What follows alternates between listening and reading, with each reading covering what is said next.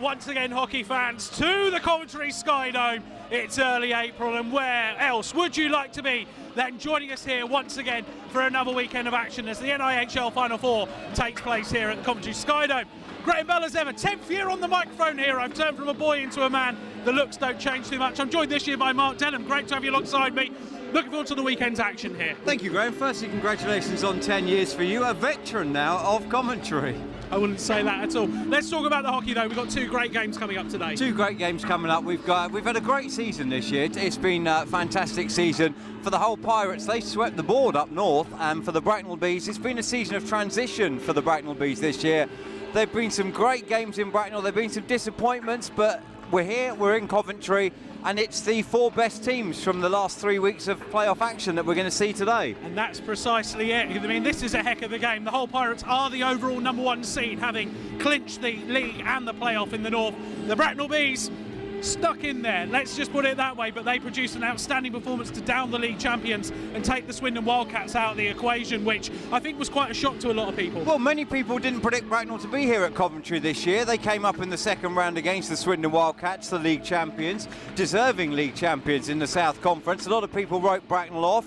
And Bracknell came out good performance against Swindon on home ice, and an even better performance in Swindon. So Bracknell have shown this year so far what they can do when they're on form.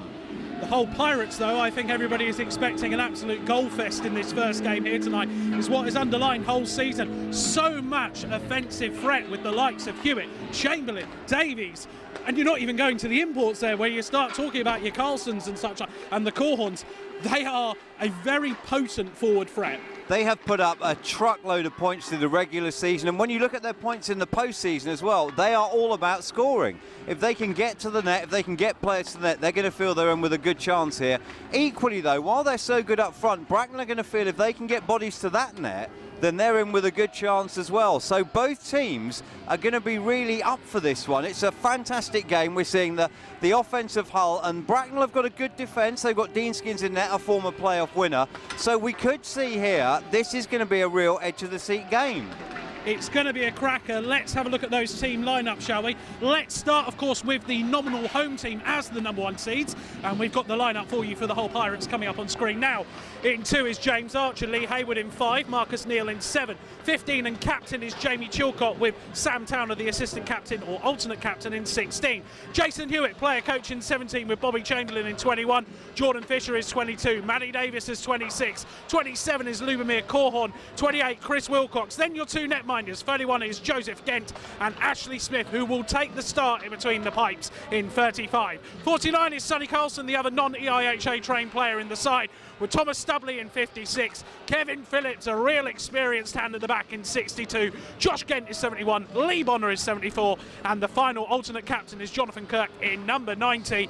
That is your whole Pirates lineup. We're going to go in and have a little bit of a dive and look at some of the players we think are going to be real keys for the whole Pirates tonight. We'll start off with my one, and I think it's going to be their captain, Jamie Chilcott, in number 15 for the Pirates. Now, there are some questions about fitness. There are some questions about how much he's actually going to play. He has taken the warm-up tonight, but this is a different threat for Hull, and I think this is where it is. They haven't had this threat since the Autumn Cup. They've played a very freestyle forward. They play a very attacking play. It's hard, it's fast, it's physical, it's aggressive. They're going to need to do it at the same end on D, I feel, because the Bracknell team are going to try and match them stride for stride in that department. They need to be strong defensively, and it's going to come from their captain, Jamie Chilcott, leading the way. Mark, who are you picking as your key? I'm going to pick the player coach, Jason Hewitt, who has put up the biggest numbers so far this season. The burden of coaching hasn't really influenced him as a player. He's still going out there, he's leading from the front, he's finding the back of the net, and that's what's spearheaded Hull's offence this year. They've been a team that's been built around the offence. They've scored, they've scored, they've scored, and they've won, they've won, they've won. And Jason Hewitt, the player coach, hasn't let the coaching side affect when he gets on the ice. When he steps on the ice, he's Jason Hewitt, the player, and he's doing the business. It's quite an interesting change with this whole team as well, because obviously at the start of the season, went down the route with the non-EIHA trained import netminder, which I thought it's a bold move in this league. You can only have 2 of them, only one on the ice at any one time. Putting a netminder means you've got no other import. It obviously didn't work out for non-playing reasons with some disciplinary matters and such like, but that shows his adaptability as a coach. He changed the process of it. He turned around and he went, you know what, I'm going to go out and get Sonny Colson, I'm going to go out and get Lubomir Korhorn, I'm going to put it alongside the offensive threat I've got with Bobby Chamberlain, Matty Davies, and it's brought rewards for them already. See, I would say, like, when you look at the power they've got up front, perhaps the import netminder was, maybe it's good that it's not worked out, because with the power they've got up front, they're going to score a lot of goals. So they don't need to worry perhaps about being as tight defensively as they would if they were a low-scoring team.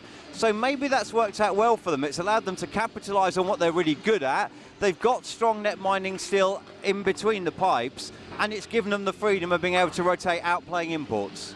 Interesting stuff. And I mean, another team that have had their import trouble this year, of course, are the Bracknell Bees. Yes. Let's have a look at their lineup for this game here. In 5 is Edward Naggs, 10 and alternate captain is James Galazzi, with Aidan Dowdy in 12, Sean Thompson in 13, with Ben Painter in 14, captain and 15 is Joe Baird, 16 is Ryan Sutton with Vanya Antonov in 24, 27 is Josh Smith with Zach Milton in 29, Roman Malinek in 34 and Tyler Van Cleef in 36. They are the two non-EIHA trained players in the side. Netminders for you in 42, Danny Milton. He'll be the backup for tonight, with Scott Spearing playing in potentially his final game for the Bracknell Bees before his retirement in 44. Dean Skins will be the starting netminder in 45, with Harvey Stead in 65, Brenda Baird in 75, 88 is Josh Martin, and Stuart Mogg, the other alternate captain, in 94. Now, for those of you who only tune into hockey every so often and only see one team and one game once a season or such like, you're probably recognising a lot of these names from this team. A lot of them were, of course, part of that treble-winning outfit last year for the Basingstoke Bison. And it's actually one of those players that I'm picking tonight as my key to the game, which is number 94 for the Bracknell Bees, which is Stuart Mogg.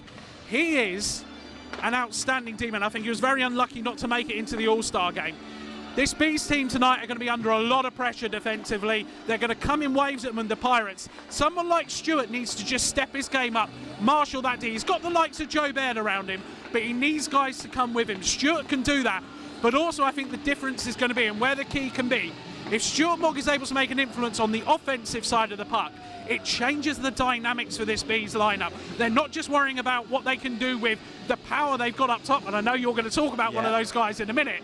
But if Stuart's able to do and step into that play at the right time, he can come up with a pivotal goal, he can come up with a pivotal moment, and that could make all the difference. Mark, who are you going? Before I go on to who I'm going with, let's not forget Stuart Mogg started his career as playing as a forward, didn't he? So he's come back, he's turned into a very, very good defenseman at EPL level. He's transitioned that into the NIHL. So yeah, he can also still contribute offensively as well, whilst marshalling that defence. But I'm looking at the other end of the ice at Roman Malinek, who's been the leading scorer for the Bees this year.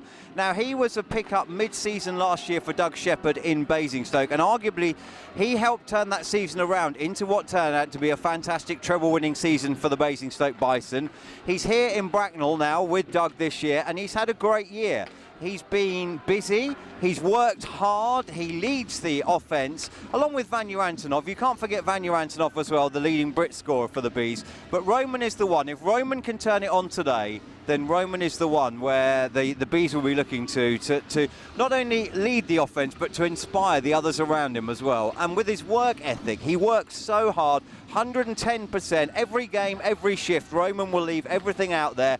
If this is to be the last Bees game this season, Roman Malinek will leave the ice exhausted.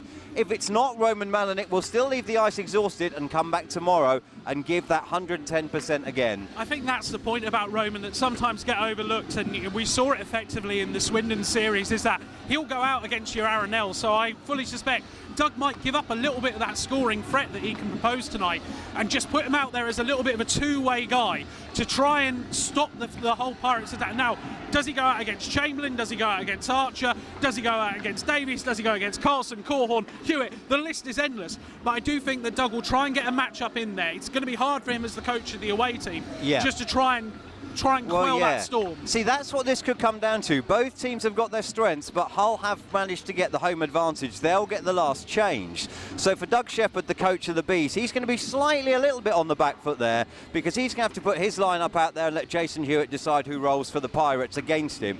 But when we come back to Malinek, it's not often spoken about, but Malenik is a big physical presence as well. He can play the body, and he's going to play a big part, I think, in stopping that whole wave of offence that they send out. Right then, prediction time. I mean, I've had a few chats with a few people around this building. I've heard every prediction under the sun so far for this game. I think it's fair to say we're going to see goals. I'm just not sure how many goals we're actually going to see. I'm going for the whole Pirates. Quite a few, I think. Yeah, I'm going for the whole Pirates. I think they've just got a little bit more of an attacking threat than what the Bees have got. I think the hard and fast nature that the Pirates play at, looking at game tape, is going to cause an issue for some of the Bees players in terms of their leg speed, in terms of just the age on some of these bodies. And I do just think Hull are going to have that little bit more. I'm going 2-goal game. Let's call it 5-3. I'm going to go against you, and I tell you why. I'm going to go against you. I think Hull come into this favourites. Hull have got a fantastic team. They have every area covered. Bracknell went to Swindon and won in Swindon as the underdogs. Bracknell are the underdogs. Doug Shepherd is an experienced coach here at Coventry. He's won with Slough, he's won with Basingstoke. He knows what it takes to win here, and while Hull may very well be the favourites, I think Bracknell as the underdogs, you would be a fool to write them off. So referee Brooks has his arm in the air, and we are underway in NIHL semi-final action here. It's the final four as the Hull Pirates take on the Bracknell Bees, as Dowdy looks to collect the puck in neutralised, tries to work it forward, but Phillips is able to collect, lays off to Hayward. Good forecheck there from Antonov as the pressure comes. A little bit of a collision behind the play between Hewitt and Antonov as the Pirates under pressure. Malenik thinking he can get it past Phillip, but can't. Comes to the point where Nags will take a shot on. Blocks up as if the bodies are in the way there, and there's a little bit of a collision, but nothing referee Brook wants to see there as the Pirates eventually clear their lines. But again, the Bees collect it with 35 seconds gone in this one. As the puck goes all the way around the net, and it goes out to the point here where it's collected, dumped in behind where Nags tries to get it and clear it out the zone.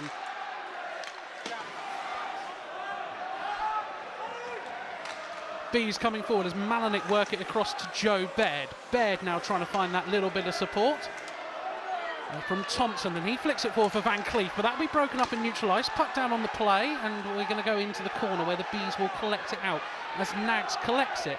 Nags then looking for a route out, and he does find it up the far side here with Van Cleef, but that puck comes up into the stands with 1:12 played in the period. Great start to the game. We're seeing both teams here coming out full speed, full strength, and we've seen some great plays early in the game, some good defence from the Hull Pirates, because Bracknell came out, won the opening draw, and they got the puck down into their attacking end very quickly, and the Pirates are digging deep to defend. They've had little chance to attack themselves as yet. Pirates collecting it in deep now with Chilcott. He does indeed start the game. There was a rumour that he might see limited ice time as Maddie Davies comes in over the blue line looking for support. Smith having to play a little bit of pingo-pongo, but he can't do anything with it. There's Lee Bonner races in on the deep end alongside Davies. He has Corhorn out there as well. It's two dangerous lines here as the Bees will look to take it forward through Stead now. Stead comes under a little bit of pressure. Smith is able to work it in where Zach Milton will chase him, but it's picked up perfectly by Jonathan Kirk. And that's a great outlet pass because the Pirates are going to come forward as Davies finds the far side pass to Bonner. Tries to go forehand backhand. Didn't get it quite cleanly as he would have liked because he had an opportunity to get in behind the back of the Bees defence there. In behind the back of the net where Stead will now collect. And the Bees, well, Stead can only dump it up the ice. It goes actually into the netting behind the net. And I think there's going to be a little bit of a decry here that it should be potentially a delay of game call, maybe? Who knows? 2 minutes played in this one. Nothing doing there from referee Paul Brooks. That was unlucky for Lee Bonner because he just couldn't quite get that. He had an excellent opportunity, but by the time he got it under control, he was parallel, he was level with the goal line, and virtually from there, there was nothing he could do. Nobody else had managed to make the net yet for him to pass out to. So the Pirates winning the draw again, 2 for 1 on the draw so far for them. Good start as Phillips steps in, gets the shot on. Skins sees that one all the way on the backhand though and gloves it for the easy save with another 6 seconds off the clock, and Doug Shepherd straight away rolls the line there. He doesn't mess around. After that icing call, got the easy glove up, let's move back and let's go forward with it this way. So that interesting mixture of line. He's seeing already a little bit of a mix and match in the lines from both teams as they're trying to feel each other out. As I say, these sides haven't played each other this season. No, I mean, with the way the conferences have worked and the way the cups have worked this year, this is the first meeting between these two teams. There's a familiarity in the Pirates lineup with some from the old EPL. That's a big couple of hits come flying in as there's a shot in front nearly, as a tip from Ben Painter nearly comes off, and the bodies are beginning to fly out there already. As this fourth line of the Bees really going in for Galazzi, works it out to the point where he tries to find Baird, who puts it on. Broken up though, and the Pirates are going to come out the other way as Archer gets his legs moving. Well broken up there by Galazzi. A little bit of potential interference on the play, but it comes back around as the Pirates look to try and wheel and deal. Archer, so often a name here at commentary, shot on, and the tip actually from Galazzi sent Skins the wrong way. Luckily for him, Skins got something on it. Skins was quick to recover there. He was watching that puck closely and quick to recover, and that would have been a tragic way for Bracknell to open the game. Hewitt now coming in. He's trying to set up something. Man backdoor. Good save there by Skins with the man rushing into the slot, and the Bees actually got a break here as Van Cleef lays it off to Antonov, but that's a heck of a play there on the defensive end from Lee Hayward, because he just turned that one over, because any second there Antonov might have escaped away. Kirk now working it across ice, and that's another nice play because Carlson's going to get in behind. Baird has to lay the body, followed in by Dowdy, but actually he stands up well there, Carlson, who goes down, and there's your first penalty of the weekend coming in on Joe Baird, and probably one of the easiest calls you're going to see all season. Well, that's an unfortunate play for Joe Baird because that's happened right in front of the referee's view as well. And here we are, we played 3:35 of the game. Both teams have looked fast, both teams have looked a little nervous, but now we're going to get to see special teams for the first time tonight as Bracknell are going to have to send out their penalty killers. You say it's an unfortunate play. It's a needless play there. I think the player's going nowhere. There's no turnaround. It's a clear cross-check. Play. It's not. I can't sit here and go, it's unfortunate. We've seen unfortunate plays in front of the referee. That's not one. That is as clear as a day. Any official wants to become one, you've got to call a cross-check there every day of the week, and probably twice on a Sunday. Probably twice on a Saturday on finals day as well. Indeed. 15 seconds of the power play gone because the Pirates couldn't do anything to begin with, but they've managed to set up now and get it in over the line. The bodies come flying forward as they look for the support out on the point where Kirk gets it, lays it off, and Hewitt can't find his man. So Davies now collects it, wrapped it round the back of the net, but Carlson isn't able to step in because the Bees man is there, and he'll take the easy clear. But Pirates do collect it in neutral ice, and Hewitt just loses it off the end as the Bees get their change of 1:20 to go on this power play opportunity. Forward up the ice now, looking for Davies. Davies into the supporting man of Hewitt, and Hewitt's been allowed to find his man out wide there, and he does do so as the Pirates look to set this one up as they work it around. The Bees having to be careful here because Phillips has got it, setting up for the shot. The man going to step in and fire, broken up by the Bees body. Still the puck alive in the area, and they need to get that one out. Dowdy again, only clearing to neutral ice. This is interesting from the Pirates. Their pressure, they're beginning to create stuff, but also if the puck is broken down, they're breaking it down early. Granted, it's gone behind there now, commentators kiss of death. But with 45 seconds on the power play, they really had a good spell of a minute pressure on the Bees D there. Yeah, some great work there. I just want to pick out Stuart Mogg. Some great work, great positioning by him with breaking up those Pirates plays during that power play there. That one just bobbles out the zone. Josh Smith able to get a stick on that one, so the Pirates have to regroup. 30 seconds off the power play remaining as they try and work it forward. As Corhorn's got it now, he'll open it up. He likes the open ice as Phillips rushes in as well. He's got support on the inside, which he can find through Archer. Archer works it in deep, looking for his man in support as Corhorn is there for him. And this is a nice little play. 12 seconds of the power play as Bonner looks to wheel and deal, and again tries to wheel and deal. Pathway shot, so the shot from the point comes in. Rebound broken down in front, and it'll be a little bit of a sensible play here. Takes a funny bounce off the board, but Joe Baird is released in the penalty box, and that'll be a penalty call up here on Sean Thompson. Interesting, and there's a little bit of afters between Archer and Baird there as well for us to have a little bit of a look at. Now you have to go back in history a little while here to the last year of the EPL to see these teams meeting. So any tensions that there are will be old tensions now, but that's just, I think it's just the pressure of the occasion, isn't it? So having just come off the power play, the Hull Pirates, will go back onto the power play. Sean Thompson collecting a 2-minute kneeing penalty from what I can see. Yeah, and what this is doing here is this is taking a lot of energy out of the Bracknell Bees because you're having to work harder to kill these power plays. They win the draw again, and again can't get out the zone as the shot comes in. It takes the deflection on the way as Chamberlain looks for a bit of support. Carlson there as well, and Baird and Carlson having a little go of each other. The Bees do actually now will be able to work this one out as Antonov and Malinik. They're going to get a 2-on-2 break, and this could be interesting. Malinik has to do a good job to keep that one alive from staying out staying on the rink, but at the same time as doing that, unfortunately for him, he just verged over offside with 1:42 to play on the power play for the Pirates. We're seeing a very, very high energy start to this game here. And Doug Shepherd said in the week that he wanted to play this game 5-on-5, so he's not going to be happy that he started. We've played 5:56 and we're already into the second penalty here that the Bees have taken.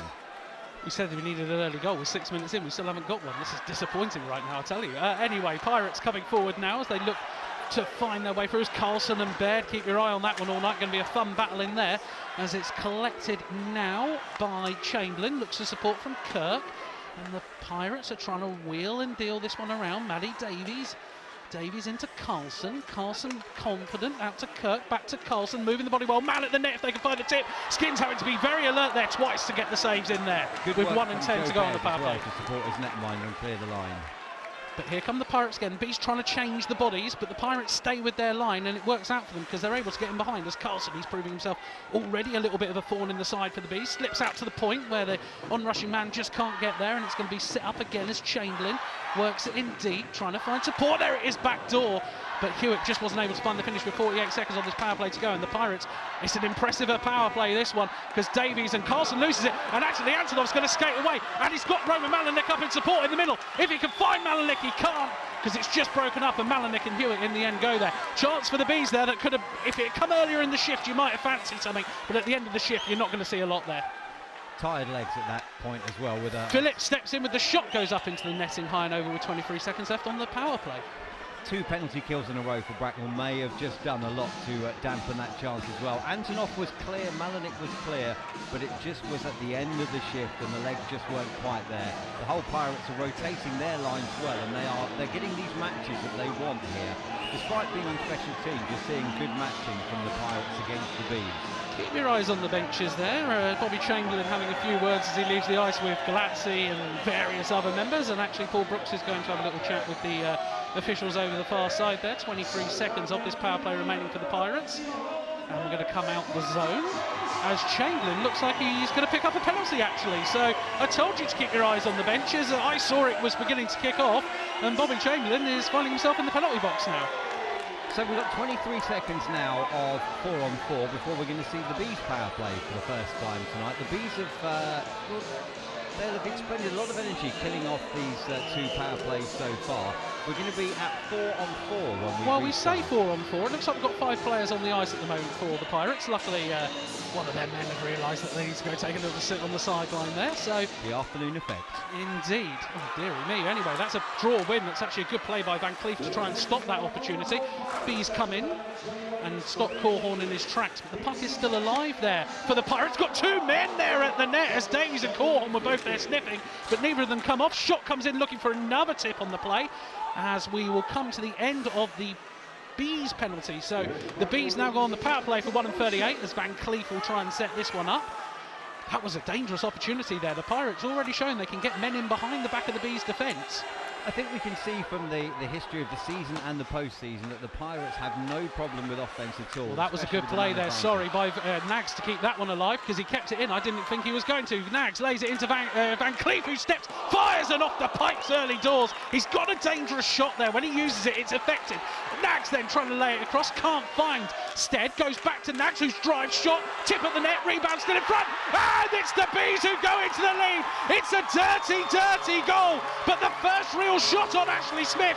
The rebound falls very handily for Sean Thompson, and with 8 and 12 gone in the first, it's the Bracknell Bees on the scoreboard first. That's a great play for the Bracknell Bees there, because they have come out, they've killed 2 penalties, they've then managed to get into the zone, they've set up a power play, they've ringed the pipes, and then, as you say, it's a dirty goal, but they all count here at Coventry, they all count throughout the season, and they'll be happy with that.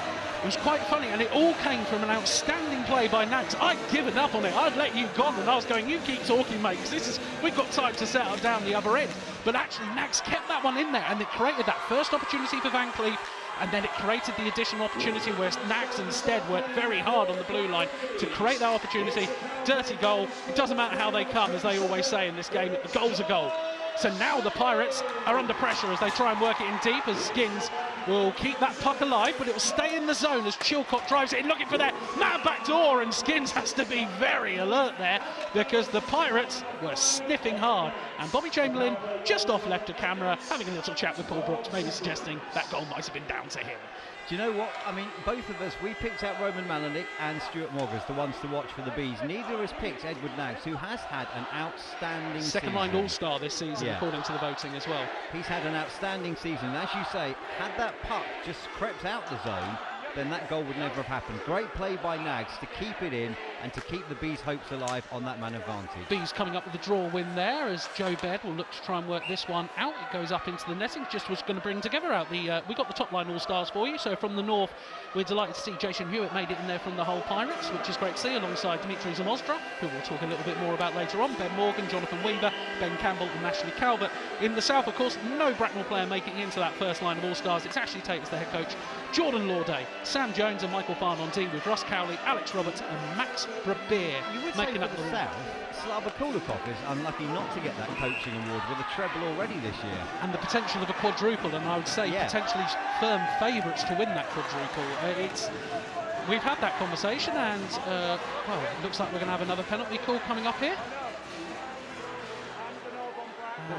We're hearing a lot of whistling, aren't we, early on here at Coventry? Indeed, we're having a little bit of a challenge hearing the referee's microphone at the moment, which is making it a problem, so we can't exactly relay every single one of the decisions. We're going to give it a little try again now. It was now obviously we can hear the referee, you can't. So unfortunately we're not able to describe further to you what the penalty is. I reckon that might be the infamous F-off there, because it was a back-to-back face-off delay violation. You do like an F-off penalty every now and then though, don't you? It's always a good one on the show. It's a rare call. 8:45 then gone in the first, and it's another Pirates power play as Stuart Mogg clears it all the way down the ice. Apologies to the fans who, when I keep saying Pirates and sometimes I say Peterborough, I do still live in the 90s, so that is sometimes how I think these things work. I do apologise, I've done it twice already. But anyway, here come the Pirates forward now, and that's a big ice collision. Davies and Antonov, two extremely talented youngsters in their time in the sport. So now they'll try and work this one forward on the far side with Chamberlain dancing, dealing, wheeling, trying to find it to Davies, who goes hard into the board for his challenges. Chamberlain's there in support. Mogg tries to join in the battle as well. As Baird and Mogg having to work hard as it comes back around. Shot! Whistles up into the netting with 1:22 to go on the power play.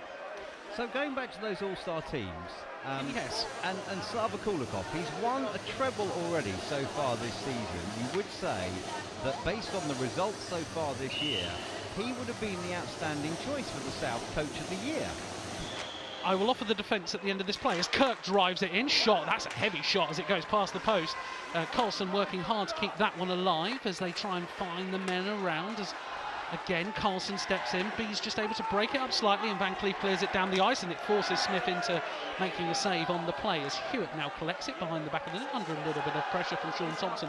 The minute of this power play to go as it rocks back around, and there's a bit of open ice there. Man on the far side, doesn't fall to the stick side though for Carlson, so the Bees are going to be able to get in, try and get the clear. The big hard clear off Carlson doesn't come though for Joe Baird, and the Bees are going to be on the back foot here as once again the Pirates are beginning to set up their stall. Let the shots come flying in, says Davies, because he sets up Carlson. He goes inside, save off Skins. Good play there by Van Cleef to clear it. 35 seconds, still in the zone for the Pirates though. Back to the point, Phillips' drive. Skins is going to see that one with the glove all day long with 31 seconds of the penalty to go. Let's go back to those all-star teams. I'll give you the defence. Ashley Tate had a couple of months together to put along what can be described by some fans as a very basic roster. I think that's a completely unfair characteristic.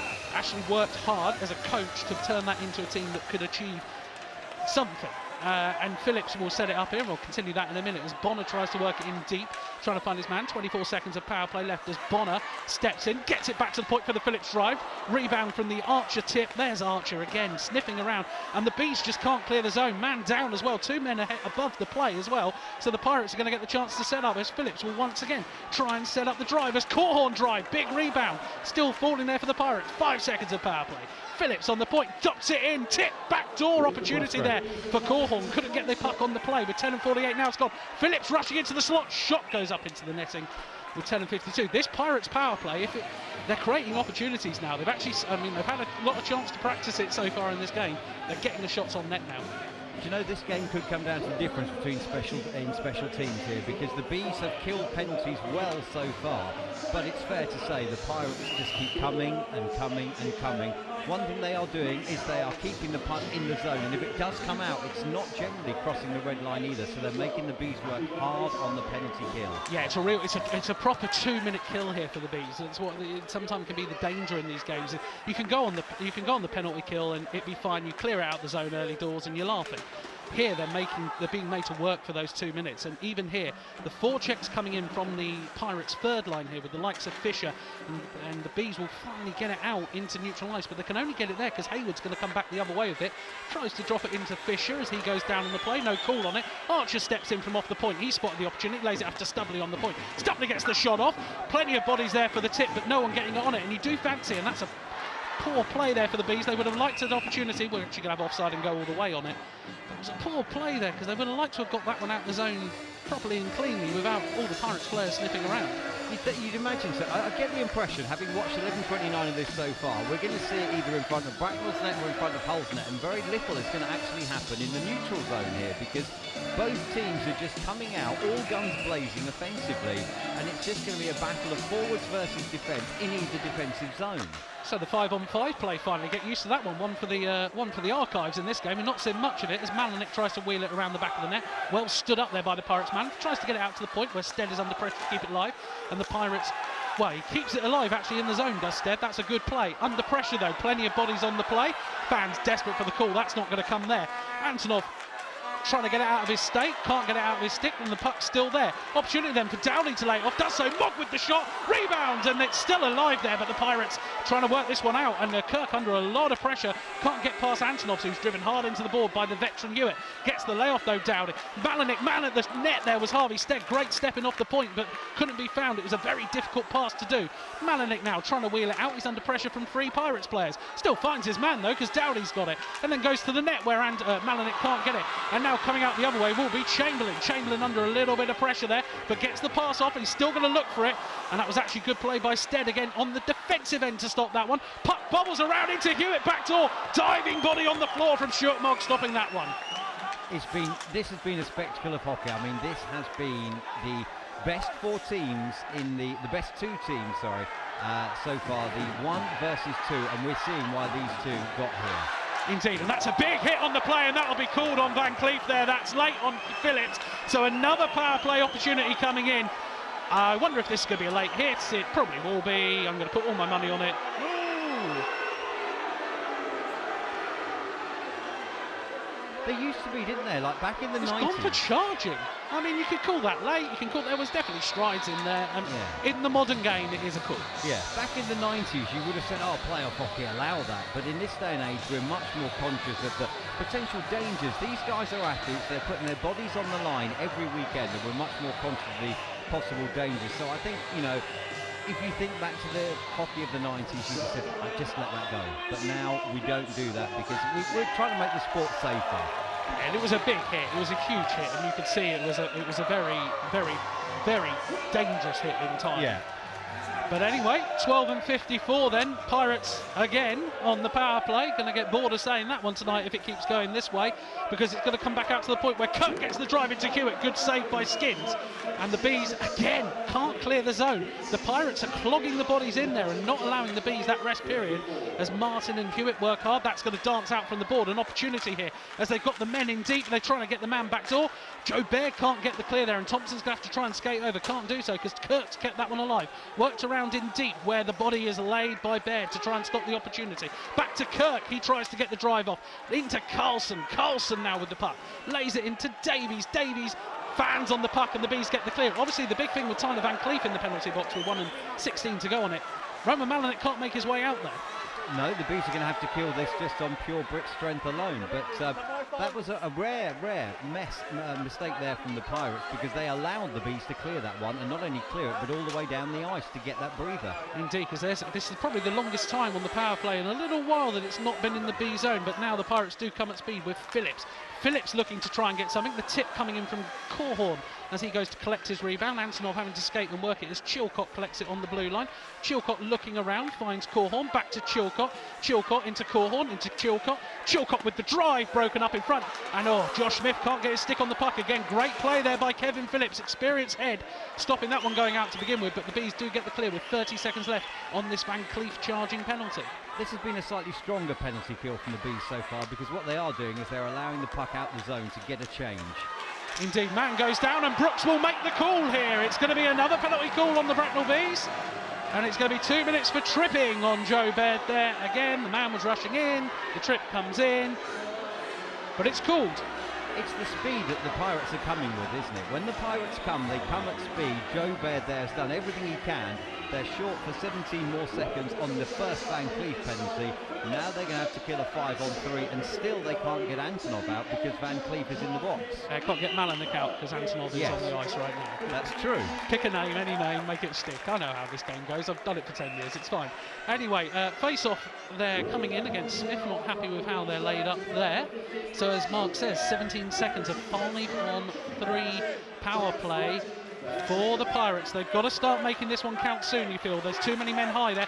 Kirk and Antonov, great play by Antonov to begin with, but the Pirates have got 3 men in deep. 11 seconds on the 5-on-3. Can they create this opportunity and get additional power play time? Comes in, the bodies are all in there, and actually in the crease is Bobby Chamberlain, and Paul Brooks decides we're going to go out with 6 seconds to go. What we're seeing here from the Pirates is almost a magical extra man on the power play, because whilst they've got bodies at the net, they're also able to hold it in as well. If it comes back, they seem to just have that magical extra man as well. So they're a good power play unit. They're really stretching it, and that's a great win there by Antonov, because basically he's dumped the puck down the ice, and that means Van Cleef will come out. So we'll have 1 minute and 43 seconds of 5-on-4 power play now for the Pirates. And again, it is that speed. Van Cleef couldn't keep up with Davies there. Does come all the way out the other way. And Van Cleef will actually chase this one in on Kirk, just put them under a little bit of pressure as the Pirates will regroup. Don't go for the change.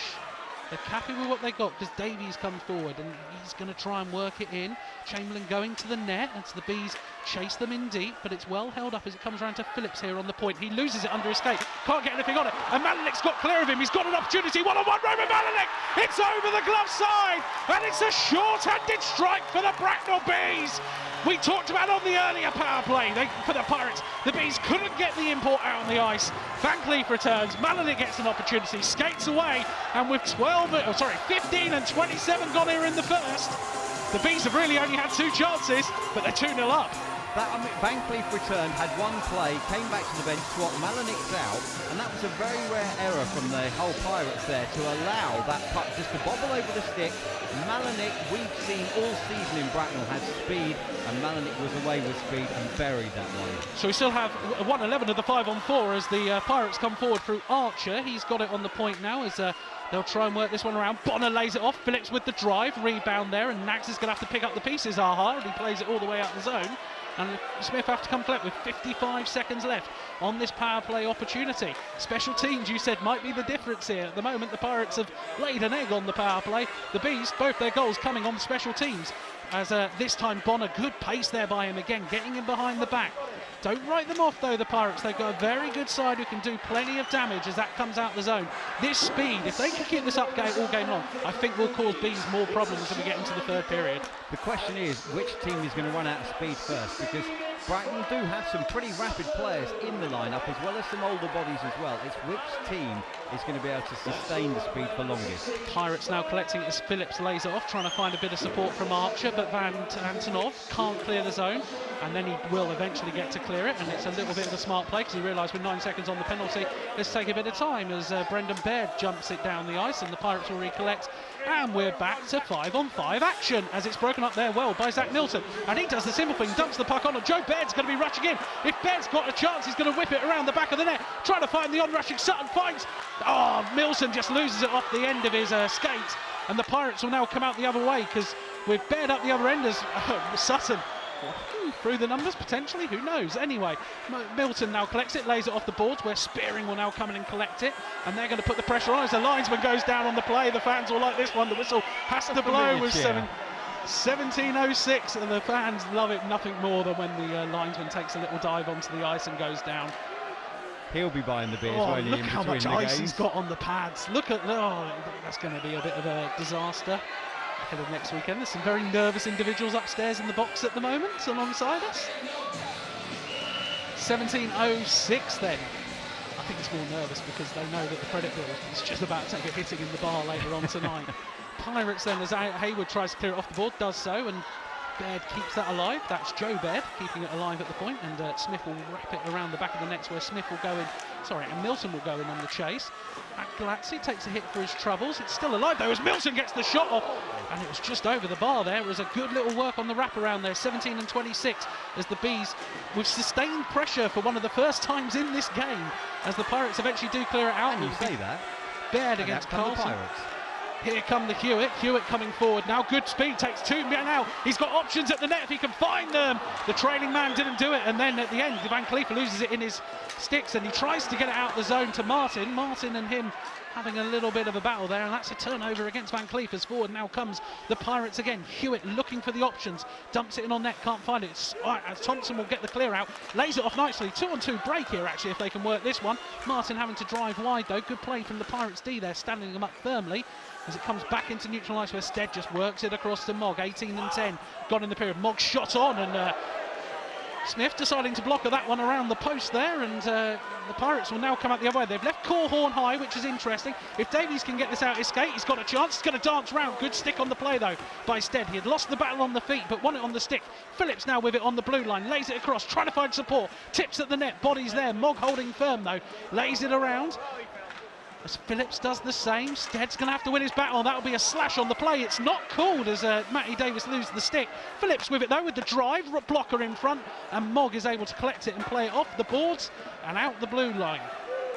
18 and 50 gone. How was that not a penalty call? The stick came out the hand. It was a clear slash. It was gone, wasn't it? And it was right in front of the officials.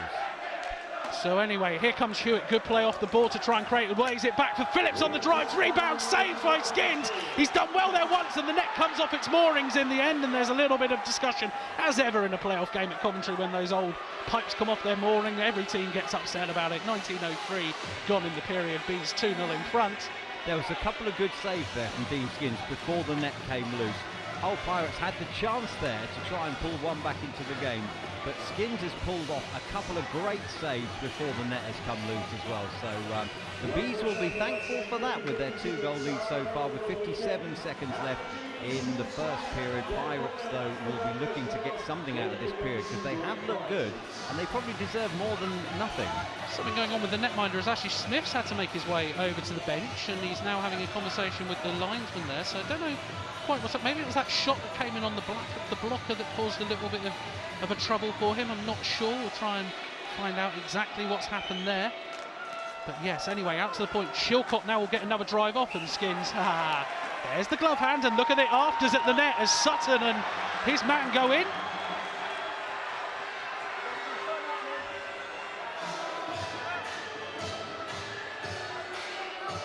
It's always great when the two number 16s go up against each other. There, Ryan Sutton and Sam Town are having a little bit of a word with each other, but that is what the playoffs is all about. We've not really seen any of that so far today. 19:07 played in the game. You know, we've seen some big hits, but we've not actually seen any players square up against each other yet. So it looks like referee Brooks is going to take this as an opportunity to stamp his authority on the game. Towner is taking his seat in the box, and I fully suspect he'll be joined very shortly by Ryan Sutton. Sutton currently on the bench, so we're going to see the linesman. I think the linesman's coming across to collect him. Yeah, he knew. Yeah, the minute the linesman just came over and gave the little nudge and a wink. Who, me? What did I do? I'd done nothing wrong, Gov. Not me, mate. This will be on the clock, though, I imagine. And Towner's not happy. He's banged his stick into the plexi. He's not happy, buddy. And I think there'll be some words possibly shared between the two of them as they sit down in the box and have a little think about what they've done. Feel a bit of shame, take 2 minutes, then come back out. That's how it goes. Now, are we going to see 5-on-5 here, or are we going to see 4-on-4? I think they're going to go on the clock. I would imagine, if you've got any sense, they'll be concurrent. However, I am seeing a linesman now skate over to the Hull bench. And we're going to go up the other ends. And there's a lot of disarray at the moment. I'd love to tell you what's going on. I think we're playing 4-on-4. We're playing 4-on-4, face-off in the Pirates' defensive end. Oh no, that's a 5-on-4. Apologies, it's a 5-on-4. Bracknell going to take the power play here. because Fisher's making his way across the ice there. So actually, it's going to be a Bracknell Bees power play with less than a minute to go in the period. I wonder if we've seen a 10 awarded here as well. Don't know. Anyway, back it comes to Mog. Mog into Malenik. Malenik with the drive, tip past the post, goes wide.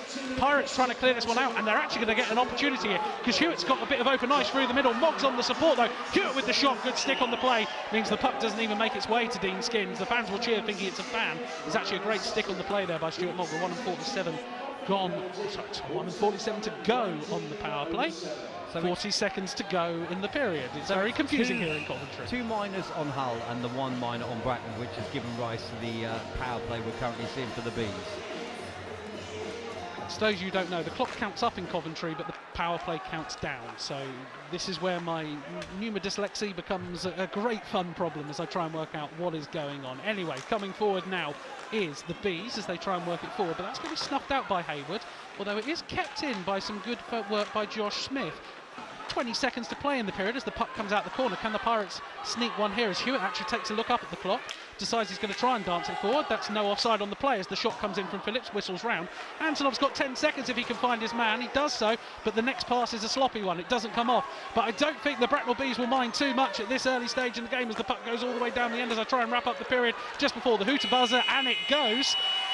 One of those things where you start wrapping up the period and then it all goes slightly wrong for you. But for the whole Pirates, this is going to be a disappointment for them. Numerous power play opportunities for them. Haven't been able to make anything convert. The Bees get 1 power play opportunity. It's Sean Thompson who stuffs it home. And then, short-handed, it's Roman Malik who gets to go in one-on-one, and there was no doubt about that finish on the glove side. So the Bracknell Bees 2-0 up over the whole Pirates, but the Pirates have got a lot to offer here, I think. You would say the Pirates are going to be a little bit upset because they've generated a lot of chances in that first period. They had a lot of power play time. They've come away with nothing. The Bees, however, have had maybe 2 or 3 chances, and 2 of them they've buried. And it's going to come down to those little miniature chances, the little tiny chances there are. It's going to come down to those. Those tiny chances is what it's going to all be about. Anyway, at the end of the first period here at the NIHL Final 4 semi-final number 1, it's the Hull Pirates 0, the Bracknell Bees 2. This referee Brooks has his arm in the air. And we're underway in NIHL Final 4 semi-final number 1, second period action. It's the Bracknell Bees who are 2 goals to the good, and they are on the power play to start this period as Thompson tries to dance around Hayward, but Hayward puts him down on the ice as Smith covers up with 56 seconds to go on this power play and 11 seconds gone in the period here.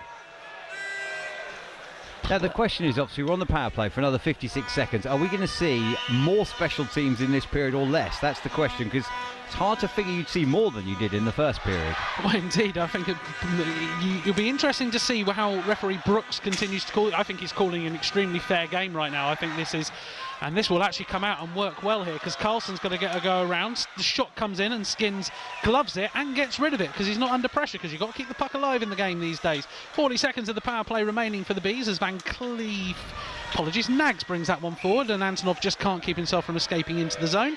So it's going to be an offside on the play with 35 seconds of the power play remaining for the Bees. Now this is a fast-paced game, it is. You know, like we've spoken about the speed that Hull come out on the power play, and indeed like on 5-on-5, but Bracknell are matching them speed for speed here on the play. It's been a great exhibition of hockey so far.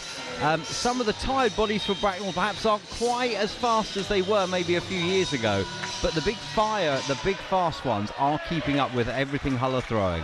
Yeah, indeed. It's interesting, number of times Matty Davies has been able to sneak in. You haven't really seen Antonov get his legs going tonight, so plenty to come still here, you feel. Plenty of chapters to be written as the Pirates. Well, this is quite interesting on both sides of the ice here, because the Pirates can actually collect this one and dump it out with 50, and that's a dangerous play, and Antonov's going to try and go in on Kirk, and nearly kept alive, but Kirk just got rid of it, and actually it's going to land happily because Corhorn's going to get a chance to step in. Great stick on the play though by Mogg, who loses it in the process. No slashing call on that one. Corhorn will keep the pressure on Malenik behind the back of the net here as Malenik looks for a way out as the Pirates return to full strength, and Malenik spots a little bit of open ice, goes for a little dance. He's going to go across his man, but that's going to be offside on the far side. No call on the play because it didn't come in. Mogg's going to step in actually, just nearly loses it, gets the shot on, pad saved by Smith. And the Pirates will try and play this one out as Corhorn will try and get those legs going. Big long shift for him with a penalty kill in the middle of it, but Stead is able to control. Malenik's going to find himself under a little bit of pressure both ways, and instead he dumps the puck down, and this will actually go down as an icing here as Chilcott chases that one in with 1:33. Is that the first icing call we've seen in this game, or I think it may very well be the first icing call we've seen. No, there was the big long one in the period. Do you remember when it cleared out over the back of the net at the far end? The second one. I'll rephrase that question. Don't try and throw trivia at me. I don't write down every time there's an icing in a game. As another face-off violation, see Smith incur the wrath. Straight away Hewitt going out there, not letting the Bees rest there. Chamberlain, Hewitt and Carlson going out there. Fans are in good voice now. They're just limbering up now. And his voice is just finally lubricated as Chamberlain's shot will whistle past the post and not trouble anyone as Spearing gets it out. But again, no icing on the play this time. So Hayward's going to have to go back and collect this one with 1:44 gone in the period. He looks for the pass and Hewitt does find it backhand across to Chamberlain. Chamberlain looking for the onrushing support. It comes from Carlson. Carlson's going to get the shot off. Skins is able to make the blocker save and put it up into the netting there. And this is where I think the Pirates... They're winning the neutral zone battle, I feel, at the moment. They're getting through it at speed, and really, if you're going to expose what's in that Bees defence, I do think you need to get through that. You're not going to play the nice play in the neutral zone that Doug Shepherd sometimes can, where they set up. You need to get going as Chamberlain gets a shot off and it goes in. As Spearing will now try and get the clear, and he does wheel, just gets it onto Milton in the end. Milton lays it cross ice for the onrushing Joe Bear. Man in the slot if he can find him. There's two of them at the net. As Sutton just gets it on the inside there and tips it past the post. Sutton collects now. He's got Spearing in deep, which he finds, and he gets a big hit from Hewitt. Big, huge hit, and that's a clean hit as well. Great to see as him and Milton now collects it. Milton trying to find it, but he's getting hard and driven into the body. Sutton will pick up the pieces here as it's into Milton, who loses control, and Hewitt will be holding it in the corner. The Bees will be happy here because Spearing's collected that one. Spearing gets the shot off. It whistles round and past the posts as Nags is forced to step in off the blue line, collect it. He's going to try and work this one around. Van Cleef sat in there. Baird in there. Baird lays it off. Van Cleef will get the drive off looking for the tip of Sutton, and that one went straight into the leg and hurt. Van Cleef trying to dance. Sutton gets the shot off. Pad rebound. Nags with the shot again. Padded up into the air. Hayward is there to collect it this time. Good spell of pressure here from the Bees because it's been some of their third line out against the Pirates' top line, you say. That was a very good spell. It was held in well as it looked to be coming out, and the Bees then got bodies to the net and they got shot after shot after shot, and they tried their luck against Smith. Now the Pirates are trying to set the men up high as Nags is forced to work on the blue line. Chamberlain and Van Cleef having a little coming together there. It sounds impressive but does no damage as Davies now trying to work this one around, looking for more opportunities as Martin stays on an aggressive forecheck with Thompson, and this time Corhorn gets in behind. He opens up, gets the shot off. Skins with the glove save, puts it over. He didn't get it clean there in the glove, so that's the first time that's happened as the Pirates another tip at the net. Body there, body, it's going to go in, and it's a real unfortunate battle and bubble, but it does go in. Skins made the first save fine, but the rebound failed into the path of Manny Davis, who was able to put it into the empty net. So with 3 and 30, the Pirates finally get their reward. That was a good play though by the whole Pirates, because it looked to be an advantage there cleared by the Bees. Pirates hold on to the puck, they get their bodies to the net, and then like with a good first save from Dean Skins. The rebound though, there was nobody there to help him out on that occasion. We saw earlier on a rebound at the other end in the first period where Skins was helped out by Joe Baird, it was, who cleared the line there. On that occasion Skins was alone in his crease, with the exception of the waiting Pirates. So 2-1 then on the scoreboard to the Bees. The Pirates getting their reward as they'll try and work across, as Painter will try and lay it off. The onrushing Galazzi couldn't get there. Painter having to work hard here with Mogg on the point, and actually this is going to dance out for the Pirates. Good play there back by Brendan Baird, and Galazzi puts it all the way back to Dean Skins as it's now collected by Brendan Baird. He's looking for the big cross-ice pass and he can't find it because it's broken up. Galazzi gets the clear on tip on there to Painter. Painter will try and work round his man, gets held up very neatly in the first stage, and Chilcott will get driven into the boards for his challenge. Steps out, Mogg trying to get the shot off from the point as the bodies come flying in from both sides. Smith trying to dance around and find something in there, but Chilcott's stick work does the damage. And now the Pirates are going to get another chance to try and break it out here, as it's a big cross-ice pass that doesn't fall on anybody, and it goes in for the icing call. That's the third icing call of the game. Thank you, Graham. It is. 4 and 18 go. Yeah, it was interesting that. I think the Pirates deserve a goal. And they have played very well so far in this game. I think they were unlucky in the first. They generated a lot of chances. Bracknell didn't generate anywhere near as many chances, but Bracknell capitalised where Holwood just denied the chance to capitalise on all those first period chances. Malenik then under pressure from his man, but stands him up well, gets the layoff into Dowdy. Dowdy lays it around the back of the net to Antonov, but he loses control of it, and Chilcott will try and get the clear here. Trying to work it around the boards to Fisher, where Malenik steps in and does the damage. Antonov laid off into Malenik. Malinik round the back of the net looking for the wraparound. Good stick on the play by the D-men there. Actually doing the job there, did Stubley. As the Pirates now try and come out the other way with Archer. Archer held up well though by Stead. Have to go and do a little bit more work. Dowdy going to have to do it as well, as there's another big ice pass as Nags get it, and maybe there's going to be an opportunity here because Dowdy could get in behind it, just didn't get control of it off the skate, and we'll have the icing call with 4:53. And it's a good play there by Nags, looking to find Doughty, but his pass was just slightly off. Doughty couldn't get it, goes all the way down the ice for another icing call, and we've seen far more icing calls in this period than the last one. We can agree on that, can't we? We can indeed. Maybe that's just showing that the Pirates are trying to open up the play a little bit. I think you're going to see more cross-ice passes because I think they fancy tips could be their way forward. Skin seems to be seeing things as that one doesn't come out all the way out. Dowdy having to work under pressure. Chamberlain with it, trying to work it in deep. And Malinik under pressure as the man comes around, wrap around, goal! And that's what we're talking about there. It's Sonny Carlson. The Bees couldn't deal with his pace in deep. He wrapped it in and got the shot off it. No, the first shot got the save, but the rebound was buried. So here we go then. We said don't write the Pirates off. 5-4 gone in the period. It's 2-2 on the scoreboard. That was perhaps a missed clearance opportunity there for the Bees. Similar to the first goal, there was a chance to clear out the zone. They just couldn't quite take it. Pirates then, with the speed, capitalised on it. Their team has been built around scoring and scoring and scoring. We know that's what they can do. And now, being 2-0 down, we played 5:04 in the second. Hull Pirates have come back and levelled this game right up. Indeed so. Sonny Carlson. Said they've got in deep a couple of times and it has caused the Bees trouble. There's just a very smart play, and at the other end Malinik tried to get the wraparound. The Bees, the Pirates stick man, the Pirates stick got in the lane and it stopped the opportunity there. Carlson got the freeway round and Chamberlain's actually danced in on the far side now. Maybe a chance for the man back door, and he finds it, and it's a complete turnaround in a matter of minutes. It's all about the speed. Chamberlain got the opportunity, and with 5:13 here, we said it was going to be a goal fest. It's finally come. Carlson with another finish. It's 3-2 to the Pirates. Little Bees could have done there. Pirates won the draw, they controlled the puck, they gained the zone, and they've managed to take the lead now. 5:13, this game has totally turned around now. And the Bees, are calling the timeout there because this is not the start to the period they wanted. 5 minutes of just absolute carnage for them. But this is the difference. We said it could have easily been 4-2 in the first period. This time they're converting the chances. Yep, they are. The Bees just haven't generated chances yet in this period either, really. Malinik coming close with that wraparound where he was denied by the defenseman.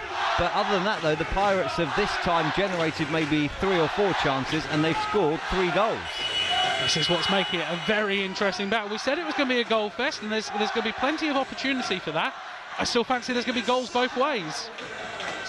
Yeah, you'd be a fool to write Bracknell off. They had a good first period. They withheld the pressure that the Hull Pirates had put on them, and they took most of the chances they generated in the first period. If they can get back generating chances again now, I wouldn't write them off. What a turnaround. What a turnaround. It's always special when it happens here at Coventry as well, because it's great hockey. Like, you can't say it's the Bees playing poorly. You can't say it's anything. It's just great hockey. Bees now going to get the chances. It's laid into Van Cleef. He gets the shot off, saved by Smith, who can't even gather the rebound there, actually. It bobbles out in front, and out comes Carlson again, and he's going to get his legs around Joe Baird here. Gets the shot off high up and over the bar. Thompson now going to have to try and work it as the offside might come in on the play. Van Cleef trying to find something, and we will go all the way for offside. Now that was a mismatch of speed there. Joe Baird's played a long time. Sonny Carlson there just winning that foot race. But Joe Baird did put him under pressure, which may have caused the shot to go over high. But in terms of the speed, it was the Pirates winning that one. 5:40 then gone in the second period, and we've got a completely different game on our hands. Those who are expecting the shutdown Shepherd hockey not getting to see it right there because the Bees got exposed quite a few times. And anyway, in it comes now. The Pirates trying to get the clear, and it goes back into the zone where they will collect it behind their own net and work this one forward. They're opening up the ice now as the puck goes all the way down for another icing. 5:53. So Shepherd's called his team in for the timeout. They're going to have to regroup now because the Pirates have come out and they've shown them what's won the league and the playoffs up north for the Pirates so far. The Bees here will be looking to regroup. The game's not gone yet at all by any stretch of the imagination, but the Bees need to regroup. They need to be tight defensively and they need to start generating chances again. And they need to start. It's actually going to be on that even-handed play, the 5-on-5 hockey. But anyway, the Pirates coming out, a 2-on-2 break, because you've got Bonner, he's got McCawhorns in support. The puck fell just behind him. Malenik now will come out the other way. He's looking to try and create something that's broken up, and it's going to be offside on the play as Malenik very dangerously got in there. 6 and 7. Malenik is dangerous though, isn't he? If you leave Malenik alone, then that's a risky play. Oh, you can play it both ways though. Cawhorn's been dangerous so far tonight. This is the thing. At what point does the game start expanding? At what point do you start, okay, we're going to have to take a risk here. We're going to have to leave that man spare. We're going to have to leave a man high. I think you've begun to see the Pirates beginning to do that. They're leaving the man a little bit higher. They're trying to, as you say, get through that neutral ice as quick as possible. In the first period, it was getting there. I think as this has rolled on though, it's becoming more and more of a challenge for them, for the Bees to stop that, because Archer's now coming forward. He gets shot off, rebound going to bobble around and may fall into something. Milton can't quite get the clear, but Sutton lays it off to Mogg, and it's an on-rushing play here as Mogg gets the shot off, takes a funny little deflection and nearly goes in, and now the Pirates will come back out the other way. Towner trying to get it out from under his skate. Good back check there by Sutton, stops that, who takes a shot into the board for his trouble as Stead works it across to Mogg. Mogg whops it around the board as Spearing now collects it. Spearing lays it off neatly for Stead, and Stead's going to get a bit of open ice and he might fancy himself for a shot. Takes a rebound off the Pirate skate as Milton works it around the board, but the Bees are in the middle of a change, so they can't really get the pressure on there. Pirates now looking for that big ice pass, and they find it again as Towner breaks it up. It falls into the middle there. Nags having to step it onto Doughty. Doughty lays it across to Antonov. Antonov loses it off the end of the stick to begin with, but gets it back. Now trying to create something and finds Joe Baird. Baird trying to work that one, but it's into the corners, and the Pirates will, well, I thought they were going to come away with it, but they can't because Joe Baird got it back, but Archer then got it as well. Very sticky bit of play there. Neither side really getting full possession of the puck. Those are the little battles, though, that perhaps could now define this game, because we're seeing both teams have worked well at both ends of the ice. It's the little battles, I think, that will define the game. Phillips looking for the wraparound and actually very nearly got it. Antonov now trying to come away with it. He's going to be under a lot of pressure. The Pirates' skates are up now, you can tell it. They're really fancying themselves in this opportunity. Is it forward? It comes again. Shot comes in. Skins with the glove save. Gets the glove on it. Covers it up. 7:47 gone in the period. And there's a little bit of afters in there as well between various players. You can see the tension building. Tension's building here because this game is alive right now. The Pirates 3-2, maybe not quite in the driving seat yet because we've still got over half the game to go, but this game has really come alive in this period. The Pirates have come alive. They're playing their kind of hockey now. In the first period, I think there was perhaps a little bit of getting to know each other in the first period because they've not met before this season, but the Pirates now are perhaps confident. They've settled back into their own game and it's scored them 3 goals in this period so far. I have to say they're looking the stronger outfit. Their opportunities are getting to the net. The Bees at the moment are being held out at the moment. Good play defensively from the Pirates. That has to be noted as now Nags tries to bring this one forward, but it's a long ice pass. Actually, Van Cleef's going to beat out the icing here. He's going to try and find support, which comes from Smith, who loses it off the end of his skate, but keeps it alive. That's a pass that's a trouble one out to the point, and Nags keeps it alive as Van Cleef does so as well. Thompson in there against Hayward, trying to find something. Is Thompson, but he just loses it off the end of the skate, and there's going to be an opportunity now for Hewitt to come forward. He gets the layoff to Carlson. It's offside on the play though, and I dispute that one quite heavily. Pirates there perhaps just falling foul of their own speed. It was a marginal call. I don't know whether I would have called that offside or not, but it was a marginal call. But yet we're seeing more and more of that speed. And it looks like Jason Hewitt's going to have a little chat because he just knocked Joe Baird's stick out of his hand. So we're going to have a little bit of a conversation. They had one just a little bit before it, and I think it's now time just for another one, just to calm down. You can, little things like that where they're just trying to stir the crowd on. It's a bit of a veteran play there by Hewitt, has to be said. Just trying to stir, just get under the skin. Effectively did it last weekend. Yeah. Maybe just another opportunity just to nidge and nurdle. No, there's the weakling. These two will know each other as well. They're both veterans. Oh, that's a turnover and a half because Bonner's going to get the drive off and Skins has to come up safe. Defensively, don't know what quite was going on there because that was just an opportunity for Lee Bonner to skate in one-on-one and finish past Skins, but the netminder came up big, came a long way out of his net to do it as well. Skins was out ready to meet the play there, but, you know, with the firepower that Hull have, Bracknell can't afford to be turning over like that, because if they turn over like that many more times, you would imagine many more goals will go in. Face-off win again, but this time Milton's going to come away with it, and that one goes up. Someone's going to take home a souvenir in the crowd with 8:28 to go. And as you say, there's just lots of little niggle out there at the moment. You're seeing lots of chirping with the benches. You're seeing lots of... You would perhaps expect this more, wouldn't you, in the conferences where the teams play each other 3 times each season. These teams haven't met at all this year, so that little chirp is just perhaps the occasion rather than any, history. Which makes it even more interesting. As you say, later on you've got Sheffield and Peterborough. They've met each other this season, so these are 2 sides that haven't. So it's an artificial rivalry, if you want. Anyway, Malinik gets around his man, trying to create an opportunity for the Bees as Bonner drives him hard on the body. And goes a very good, effective check, actually. Shot comes in, tip, trying to find Antonov. He just can't get it off the backhand. That one goes into the back pipings with Smith all at seas, as the Pirates now try and work this one forward, but they can't because Doughty has collected it in neutral ice. He dumps it on for Antonov to chase in. 9-3 gone in the period as Antonov looking under pressure. That's a good little check on the play, actually. Just put him under pressure and into the boards. It was effective and simple, as Sutton will now go in against Chilcott, trying to work something out. Chilcott turning it over nearly, but just does enough, and the Pirates do clear out the zone. And Corhorn's going to be on Sutton here quickly as that clearance off the board will fall. Bonner trying to come back in and collect up the pieces as well. Good play by him, trying to work it around the back of the boards. Under a bit of pressure from the Bees, though. Back to Hayward. Shot, rebound in front. Was just sniffing there for Towner. Couldn't finish it off. Gets it back on net. Throwing it in there. Trying to work something around here. Spearing under pressure here. Pirates got a bit of pressure. 2 good shots on net there that forced it, and Corhorn's managed to be ghosted in there to collect that one. He's looking for the man. Rebound at the net, and they're having to hold firm, and Skins eventually is able to just get something on it with 9:50 gone in the period. It's all Pirates at the moment. We're coming up to halfway through the second period. We have seen chance after chance after chance for the Pirates. The Bees, probably Antonov, is the only real scoring chance they've generated in that period there. Antonov was facing away from the net when he got the puck, and he didn't really have full chance to get control of it. It has been just the Pirates generating scoring chances in this period so far.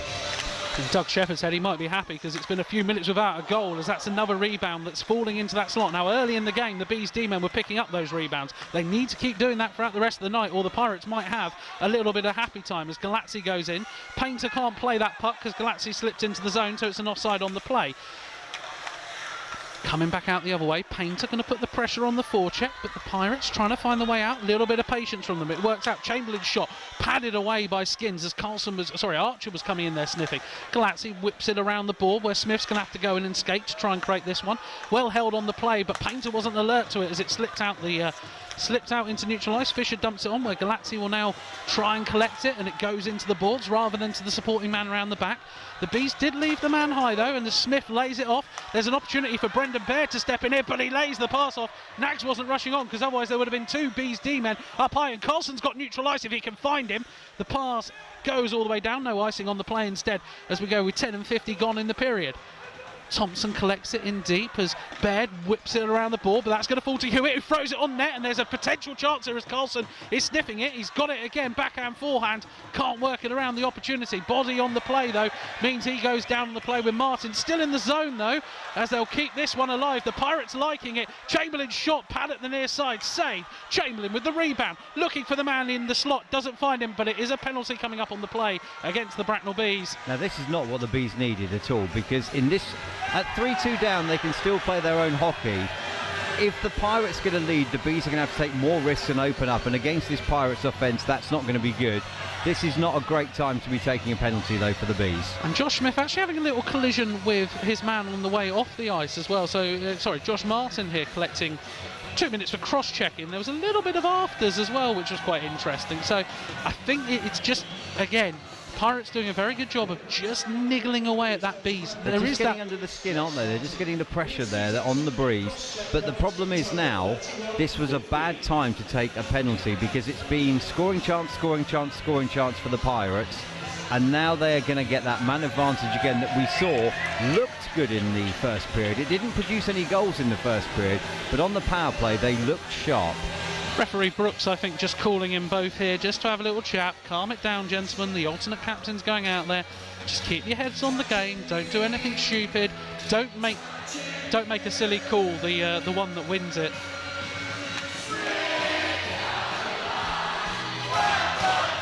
A little bit of Sweet Caroline for you there as well, as the Pirates do go to this power play. How vital could this be? We said special teams might be the key. Bees, both goals have come from special teams. as the Pirates do come up with the draw win. Chamberlain working it around, goes into the boards where Davies is in support, but the Bees actually come away with it as Malenik gets the support of Antonov. Antonov trying to find Malenik, does so. Malenik goes forehand, backhand, can't do it. Good play by Hewitt defensively there. 1 to keep up with the legs and 2 to keep the stick in the lane to stop that opportunity. The Bees have looked quite good short-handed when they get the chance, but it's important though here, whilst they're looking good short-handed, that they don't give up a power play goal at this stage of the game. So the Pirates regroup with 1:30 to go as Carlson steps in onto the play. And he whoops it around the boards where Chamberlain leaves it for Kirk. Kirk on the blue line into Davies. Davies works it into his man in support. Back to Kirk. Kirk to Hewitt, whose drive is broken up by Antonov, but the puck's still alive. Davies tries to work it backdoor to Carlson. 1:10 to go on the power play to Kirk. Kirk into the support of Carlson. Carlson works it in deep for Davies. Davies looking for Carlson. Carlson, men at the back door with Hewitt as Kirk and Carlson continue to work their little partnership. Kirk looking for his man. It comes off the backboard. There's an opportunity. Big save there as Hewitt collects the rebound. 50 seconds of the power play remaining. Kirk with the quick drive this time. Bodies at the net for the Pirates now. They've set up shop here. You fancy them to get another one because it's Davies looking for his man. He finds it. Carlson gets blocked on his shot there by Malenik. Sorry, Mogg, who goes into the boards. Dowdy then clears it out. And Antonov will chase this on down with 30 seconds of this power play remaining. Now that's a much needed breather for the Bees as well, because the Pirates have been relentless on this power play so far with 22 seconds to go in it. Pirates have looked good. Bonner through neutral ice now. Van Cleef chasing, trying to hold him up, does so with the stick in the end. Van Cleef will take the clearance off the boards, go all the way down, and it will be a chase in. 10 seconds of the power play. The Bees will be breathing a mighty sigh of relief at the end of this one, you feel, because there have been the chances there for the Pirates. They really set up shop, got the bodies where they wanted them, and it nearly came off of them as Van Cleef tries to lay it on to Thompson as the Bees do return to full ice right in front of them, and Josh Martin straight back into the play with 13 and 20 gone in the period. Martin trying to find something. Good check on the play there by Bonner as Thompson works it around the back door. Van Cleef trying to find something. He's under a lot of pressure there by himself. Gets the layoff and there's an opportunity. Shot comes in. That's going high, wide and handsome though. It is a tip. It's going to stay in. 13 and 35 gone in the period. That's a massive penalty kill for Bracknell. That could have seen Hull open up a 2-goal advantage. They set up camp in front. They had bodies in front of the net. They were looking to keep the pressure around the net, not just in the zone, but around the net. And that was a huge, huge penalty kill for Bracknell, keeping this game at just a single-goal game. Face-off win eventually gets there as a man makes a trip to the ice. Nag stepping in on the play and does a wonderful job there to keep that puck alive, but then has no outlet pass. And actually the Pirates could come out the other way here. Brendan Bear's got to make a decision whether to come or go. He went and he didn't get there because Towner gets the shot. Rebound nearly coming off the pads there. Oh, doesn't clear the zone because Archer's going to get a chance to set up. Skins with the pad save as Painter has to try and work hard in there. Does so, and we have a whistle on the play. What we're seeing here at the moment offside on the play. What we're seeing is a lot of conjoined play from the Pirates, sort of flow from the Pirates, whereas the Bees are just a little bit more desperate, a few more broken plays, where in the first period they were looking a little more solid, getting more sticks on pucks. Here it's just a little bit of desperation, like what can we do just to hold back the Pirates? 13 and 39 then as Fisher lets that one slip in under his skate, and it will force Stead and Nags to go in and get there. Spearing under a bit of pressure, does get the layout though to Sutton, who opens up the ice. Sutton's got Milton in support, can't find him though, and decides to dump in, where Archer will now clear it all the way down the ice. Turner will probably go in, Towner, sorry, will go on the chase of this one, but we will have an icing on the play as a couple of Pirates players make their way onto the bench, but linesman Carmichael spots it straight away. Paul Brooks giving the warning as well to the bench there. I do prefer the fact there is now that warning rather than the straight you're getting the penalty, because one like that, it could go either way. Yeah, in a game like this as well, I know like these are the rules of the rules of the rules throughout the whole season, but a game like this, you know, you don't want to pick up or give away a penalty for that. Another draw win for the Pirates as they will want to do this, dump the body in and then take the change as expected, get the fresh legs out there as Stead has to collect in his own zone. He gets the work out to Malenik. Malenik spots a little bit of open ice and gets the layoff to Dowdy. Dowdy doesn't find the man he wants though and has to work it in, and Malenik will be on the near side, but that's good play there by the Pirates because they got the stick in the lane. Didn't clear the zone initially how they would have wanted, but they've got it out nonetheless. Malenik lays it off. Antonov will go in for a little chase against Kirk now. Can he get himself forehand backhand? Can't do anything too much. Plays it off Kirk actually. Tries to play it twice and actually plays it off Chamberlain that time. This time Dowdy overskates it and now Carlson's going to get to collect it for the Pirates. He's under pressure. Goes for the big cross-eyes pass. Nags is able to break that one up though. Uncharacteristically there for Vanya Antonov, a couple of times he's just lost the puck off the stick. Normally very dependable. And as you say that as well, Roman Malenik losing one off the end of his stick as well. So that will allow the Pirates to get some very fresh legs out with just over 5 minutes to go in this period.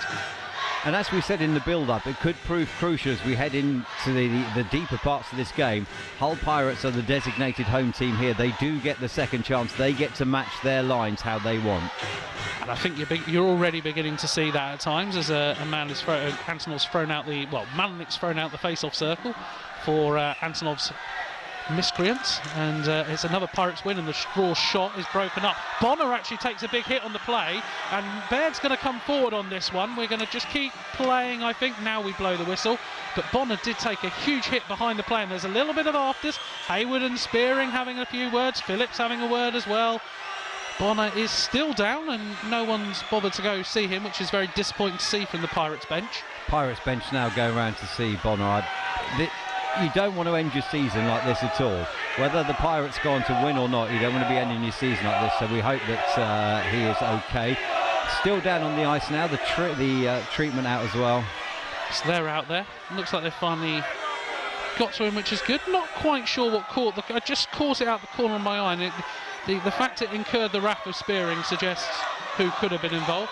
And we're having chance of off here, as it's going to be a very big conversation. There was no call on the play at the time. Now, obviously, the linesman may have spotted the call absolutely spot on. They have to wait for this moment before they can step in and go, it's actually this call. Thankfully, Bonner back to his feet. That's the most important thing to see in all of this. And he's off on his own as well. He's not been helped, so that's good. We're still waiting to see what the referee has to say here. It looks like Brooks, Carmichael and Smith, they're trying to pick this one up because it did happen slightly. The play had moved on a phase when it happened, so everybody's natural attention. We're waiting to see if one of the officials has picked up what it is. Referee Brooks going in to have a conversation. So the referee now explaining to the alternate captains of both teams. As you say, it's difficult because we have a three-man system here. Players moving forward, both these teams were moving at pace. So the referee certainly will be watching where the play's going rather than where it's come to.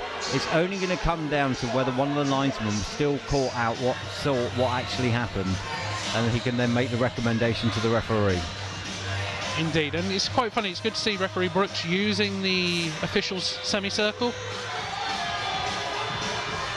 we're going to have a bit of a conversation. I think just giving a little check for blood, just making sure, just having a little chat now with explaining the decision out to the likes of Archer and such like. And okay, if it's been missed, it's been missed, whatever it is.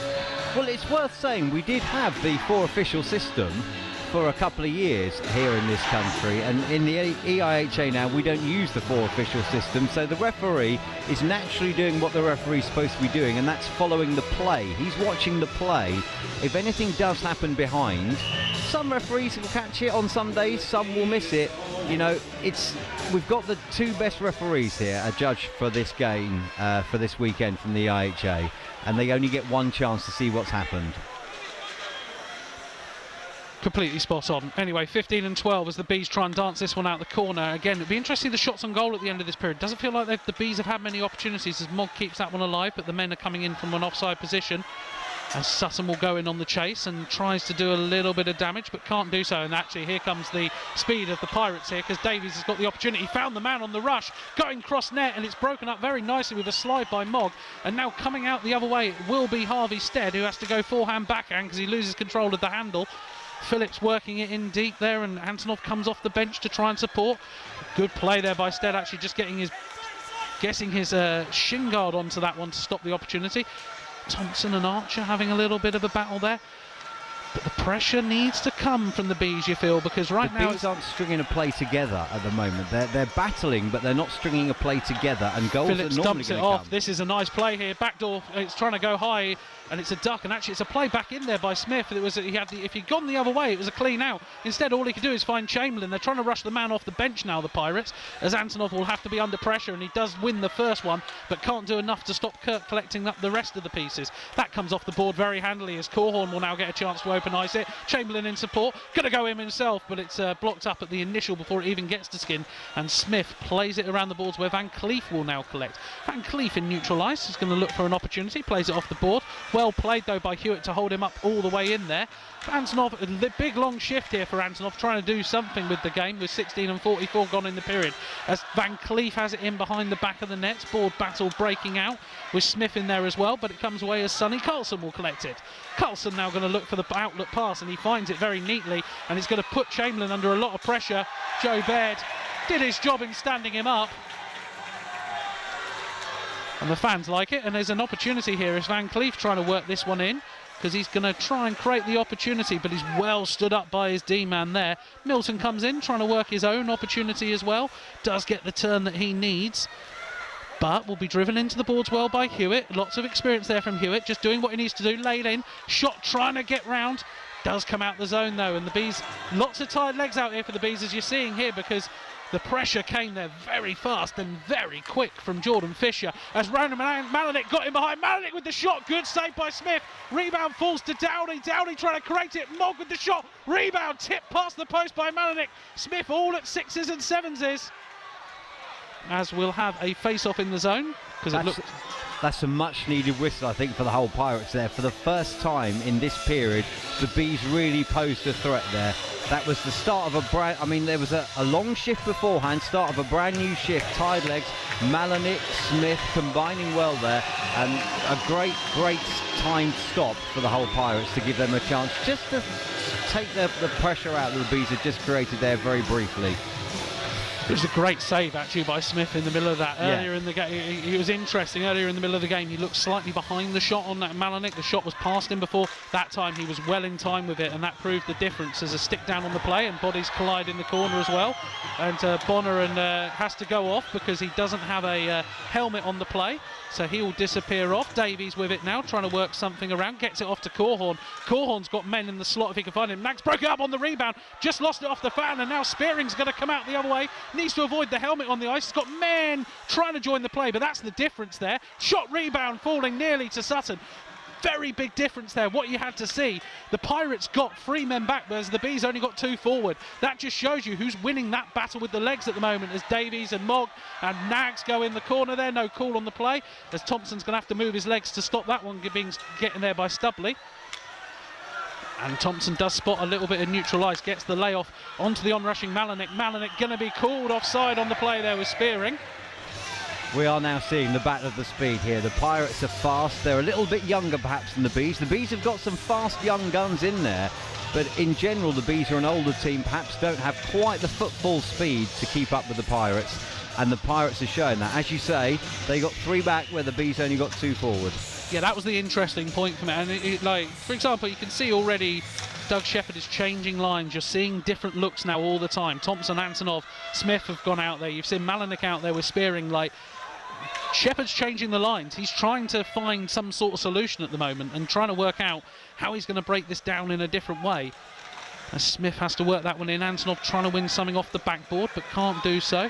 And Brendan Baird having to turn and go because the Pirates going to come at pace in the final minute. Hewitt gets the layoff. Shot! Good save there by Skins. And plenty of bodies at the net. And Thompson tried to throw the brakes on and couldn't throw them quite on and ended up in the back of the net himself. He'll claim it's a trip, but sadly I think we all saw that one. It was one of those where you try and throw the stop sign on and you just ain't stopping. Desperation to get back there, wasn't it? Not stopping, into the net he goes. No, this has been a great period. There's 55 seconds left. This has been a great period from the whole Pirates. I think you'd say the first period they probably were the better team, even though Bracknell edged it on the scoreboard by their 2 goals. In this period, Hull have turned it on a little bit more. They've been the better team in this period, and so far with just 55 seconds left, they've had their rewards in this period. I wouldn't put it past them to say, we said at the end of the first it could be 4-2. It could be 4-2 at the end of the second here, and I would not think that's an unfair scoreline on the Pirates, because they have just been created more opportunities as it's held up in the corner there as two men battle. Goes in behind the back of the net, and Chamberlain's going to try and skate away from his man. Does so, gets the layout to Phillips. Phillips looking for something as it nearly bobbles off Carlson and in. 40 seconds to go. Hayward with the shot now. That's past the post. Skins puts the blocker on it though. Martin going to have to skate in there and doesn't get the clean win because Carlson's going to collect behind the back of the net with 30 seconds to play in the period. Looking for his chance. Doesn't get it. And Malenik just, well, lost it off the end. But luckily for Malenik, Carlson in his haste to get forward just lost it himself. Malenik now going to spot a bit of open ice and he's going to come in at speed. Tries to get the layoff. No one there in support though because the Pirates are going to get a spare man on the far side. If Stead can't get this out of his feet, he can do. Dowdy coming forward now. Final 10 seconds of the period. Dowdy's shot up into the netting with 8 seconds to go in the period. So we will have a face-off in the zone just at the end of the period here. You never know. Sneak one in here and it's a Sneak one in here and we go in 3-3 to the final period. I mean, this could be a crucial play. But that was a good play, though, from the Bracknell Bees because they didn't quite have control of it, but also they didn't lose control of it. That's the main thing. While they didn't have it under perfect control, they didn't lose control at all. And it was a great play, I think. Good to see them coming forward there and challenging, even with just 8 seconds left in the period. So, Josh Martin's going to be taking a trip to the penalty box for a little bit of afters with Bobby Chamberlain by the bench.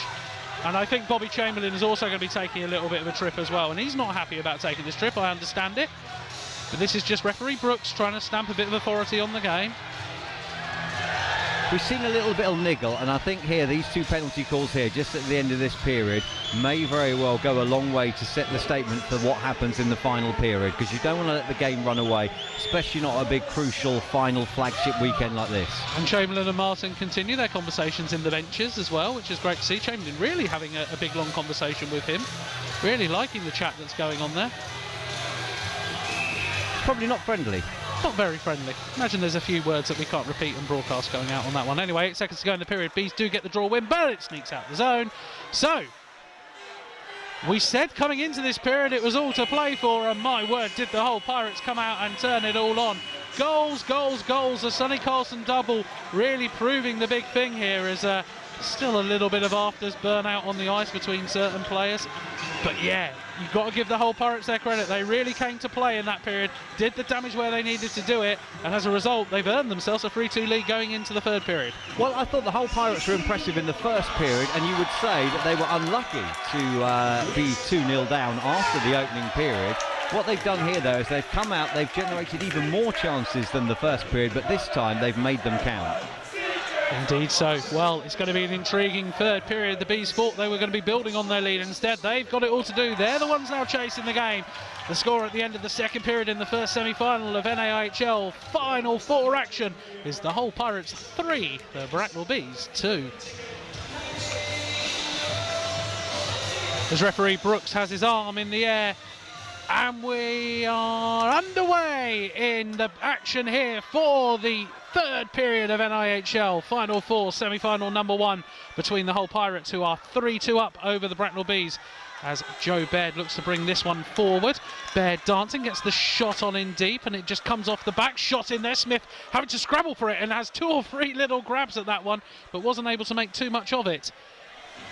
He didn't have that one cleanly at all, did he? It was there in front of him, but it just seemed to elude him, and that'll perhaps give the Bees hope. If they can get the pucks and the pucks on the net and the bodies to the net, that may just give them hope.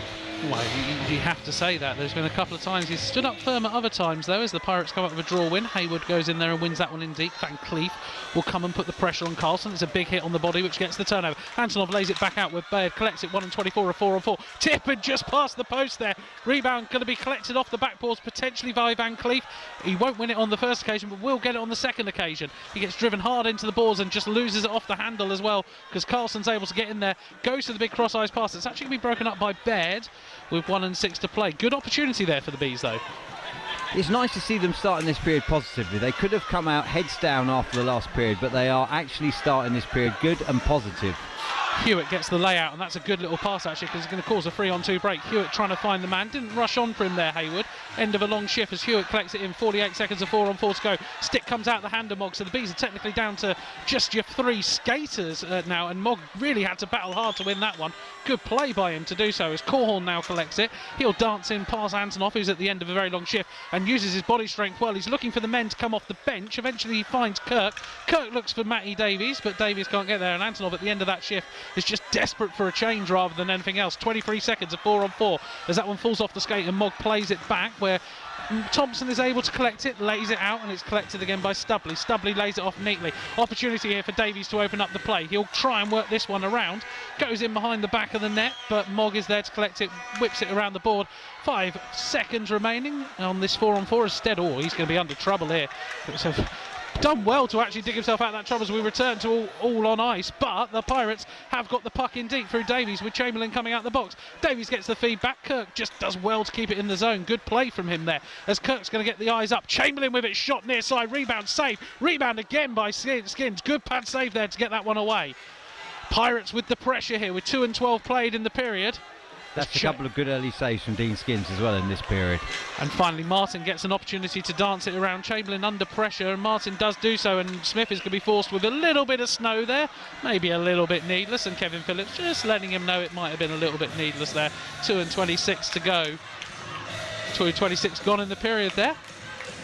We're seeing a good start to the third period. This period is not going to disappoint. The first 2 periods have been excellent, and you just feel that this period is going to be, well, this possibly has the real highlight, real feel to it already. Draw win for the Bees as Spearing gets stood up extremely well there by Archer, and that's going to create the opportunity out the other way, because Phillips is going to take this one in deep. He gets driven into the boards for his trouble though. No dropping of the lines yet, so we're seeing these 3-on-3 action as the Pirates are going to work this one out. Shot at the near side there. Skins is down for the pad save though. He's going to not let that one go through as Brendan Baird, and that's neatly worked out with Zach Milton, but it's broken up and Nags will now step into the play. Nags comes in over the blue line, can only dump it on because the Bees players were coming out of the zone as they try and work this one around, and out comes the outlet pass, and it's well found because Towner's going to work this one across ice there. Archer just losing it off the end there. That's Brendan Baird having to stand up firmly against him though. Brendan Baird will go into a board battle, try and work this one out, goes in deep. Galazzi up against his man, just gets the right side of the play and does so again to get the stick in there, and then the man gets taken into the corner and it's collected up by Brendan Baird. 3:22 as the Bees regroup behind their net. Seen a good period of play here from the Bees so far. The Pirates are still coming hard, but this time though the Bees are standing them up better. They're getting the passes off better as well. As Nags' missed attempt gets out to Van Cleef, and he's going to wheel in. Van Cleef goes in, tries to put the pressure on. Did have men in support, didn't find him. Steck comes in off the blue line, trying to create something as Van Cleef also going again in there, and that one will disappear up into there. Van Cleef took something hard there as well. He really has come out of that not happy with how it happened. Maybe he took a stick or whatever. He came in hard and fast. It was a good save actually by Smith to stay firm there with those bodies rushing in. Well, yeah, all Smith would have seen was Van Cleef going. Now, Van Cleef did have support coming behind him, but it just didn't quite get there in time. But Smith would have seen them both coming, knowing that he had to be decisive and make that save. Was he potentially a little bit too greedy there as that shot there from Stead is forcing down? Was he potentially a little too greedy as that one goes up in the netting with 3:57? I don't know, because I think Van Cleef had to shoot because the support was there, but by the time the support had got there was a defenseman parallel to him. So I think Van Cleef did the right thing by shooting, but I'm trying to work out. I think he got his head down and he spotted an opportunity. Great to take that open ice and go for it. I just wonder a little bit of a heads-up play there might have, as the Mexican wave begins to make it round. It lasted till the third period without the wave. It's finally making its way around as the Pirates dump it in deep. I just wonder, a little bit of a heads-up play there might have been a different. That's a lovely play by Antonov because he's going to set Malinik free. Malinik gets off to Dowdy. Dowdy's shot. Good save there by Smith, and Malinik goes down behind the play. And actually, this is going to create a great opportunity because Chamberlain's coming the other way. Chamberlain going to work it in, and Skins will save that one well. That was a huge rebound there given up though, wasn't it? But the rebound fell straight to the Pirates, who managed to generate their own transition quickly from it.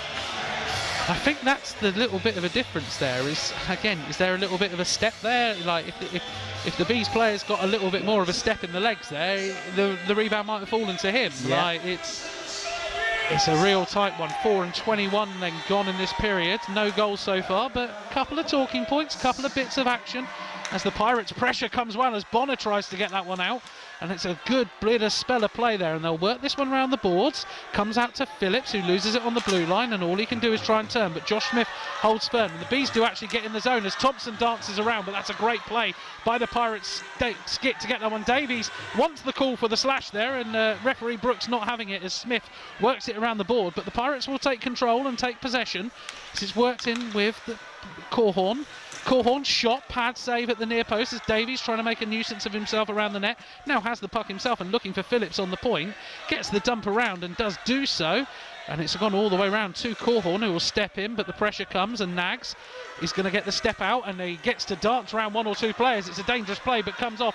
Nags looking to create the headlines, can't do much with it from there because it gets sticked on the play. Spearing collects it, gets the layoff, but doesn't get the one he wants, and now Bonner's going to try and skate out the other way, and there he is. He's just got the legs on Sutton. Sutton does well to win the battle though and hold him up, and Spearing is there to actually pick up the pieces as well alongside him as Brendan Baird gets his stick on the play, and that one goes into Sutton, who was trying to break the play in neutral ice but can't do so. 5:38 to gone in the period as Spearing gets the chance to step in now. Spearing shot, and that one bobbles around like a ricochet around, but in the end Smith is able to cover it up with 5:45 gone in the period. I thought Smith looked quite confident with that. He didn't have it the first time, didn't panic though, covered it up, seeing Spearing coming in for his own rebound there. He covered it up quickly, and Scott Spearing looking to perhaps end the weekend with a dream finish for him as he announces his retirement at the end of this year, but Smith already had that one covered. So Bees with the draw win, and it comes round to Baird. Baird puts it on net, and there's going to be a little bit of tipping of the puck in front as Dowdy tries to find Malinik on the rush around. Can't do so because Chamberlain's worked it across the ice. This has been an interesting battle all right. This Hewitt, Chamberlain, Carlson battle that's been going on against the Dowdy, Antonov, Malinik line really have set those two lines up against each other, because there's a big cross-ice pass that's attempted, broken up by Malinik though, and his attempt to go cross-ice to Antonov is well cut out by Kirk, and it actually forces the Bees onto the back foot because the Pirates come forward. Skins pads and sticks that one around the corner as Antonov looks to clear out the zone. He takes a hit on the play for his trouble. Shot comes round and will rattle around the boards and out the zone there. Skins did throw something of it, but Stubley is able to collect it. He looks to pass on to Hewitt, and it's broken up as Brendan Baird, 6:30 in the period gone. He goes for the big ice pass, finds Antonov. Antonov tries to get the support of Smith, gets it, but the Pirates players at the moment are just holding up the lane really well as Hewitt goes cross ice into the onrushing Bonner. No icing on the play. Bonner gets his battle, goes inside, backside. There it is, a potential opportunity for Corhorn at the back door, but Martin just about having knocked the puck into his path, held up. Hayward steps in off the point, drives in, tip round. They're going to look for this opportunity here, the Pirates. They've got the bodies in deep as Davies now tries to find his man. Well held up by Martin against Hayward there. He gets it out the zone, and Smith is going to have to skate this one out. It won't go for an icing. The Pirates getting the opportunities though. It's fair to say the Pirates... This might work out actually, because Martin just losing control of that one, and now the Pirates will come out the other way. Davies again looking for support. Corhorn's wanting it in the middle. He gets it. Mogg broke it up first time. Rebound to Bonner. Shot. Skins was almost over skating that one, but got the glove on it to stop it from going in with 7:24 gone in the period. That could prove to be a big save. That's a huge save here. The Pirates, I think, though, they've kind of used the first period as a lesson. They've watched how the Bees play, having not seen them all year. They've watched how they play. And then what they've done since then is they've come out and they've nullified the Bees' strengths in the second period and the 7:24 of this period so far. Puck goes in deep where Mogg just loses his feet, and the Pirates are going to get the opportunity as Archer looks to wheel around. Chance at the near side there for Fishers, held up well, gets on the wraparound again. Skins this time covers it up neatly as once again Antonov this time the man to lose his stick. Pirates are keen to test Dean Skins here. 7:37 gone in the final period. They are still up by a goal. They know that if they get one more, then that's their chance to really then go in and open up, as the Bees will have to open up to try and chase the game. So they are testing Skins out well here. But Dean Skins holding firm so far this period. Skins having to tap that one around as the draw win almost went back into his net there. Joe Baird now, and you can see the Bees are setting up for this big ice pass. Van Cleef now with it, trying to lay it off, can't do so, and the Bees will have to go back. Pirates are just neutralising that neutral ice at the moment as Joe Baird forced to whip it around the boards. Antonov gets the drop off, trying to find his man, finds it in Galazzi. Galazzi's got Van Cleef in support, but again the Pirates support is strong and stick firm. in the play there, deflecting that puck way out of where it was intended on the pass. And Kirk now going to dance this one forward, gets the layoff, trying to find Archer. Archer will try and dance round his man. He goes hard into the board. And straight away they're calling on the support because that was pretty horrible.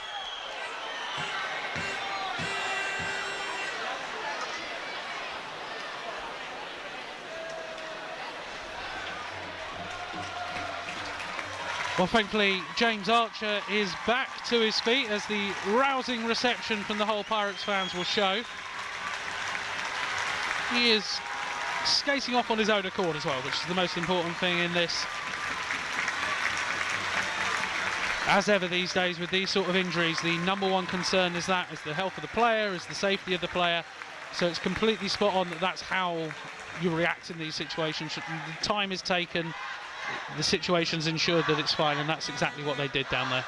We've seen a lot of attractive play today, and that's one of the things that you don't want to see in any game, junior or senior, is a player down and injured.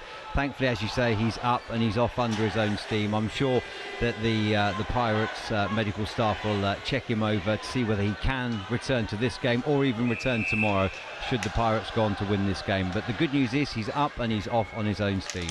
So we're back to the action then. 8 and 15 gone in the period as the Pirates 3-2 up over the Bracknell Bees. It takes a little bit of sting out of the game, but as Dowdy comes forward with Antonov looking for something, shot goes whistling past the post, and the Pirates will try and get the clear. It goes to neutral ice where Nags gets the opportunity, looks for Dowdy and finds him. Dowdy can only wrap it around the boards though, and the Pirates should be able to collect this one without too much of a hassle. And they do get the out, and it's a 2-on-1 break. Hewitt is with Carlson, Carlson with it, Carlson with the shot, it's over and in! And that's the goal they were looking for. We said the next one could be vital. It's a hat-trick for Sonny Carlson as he goes in.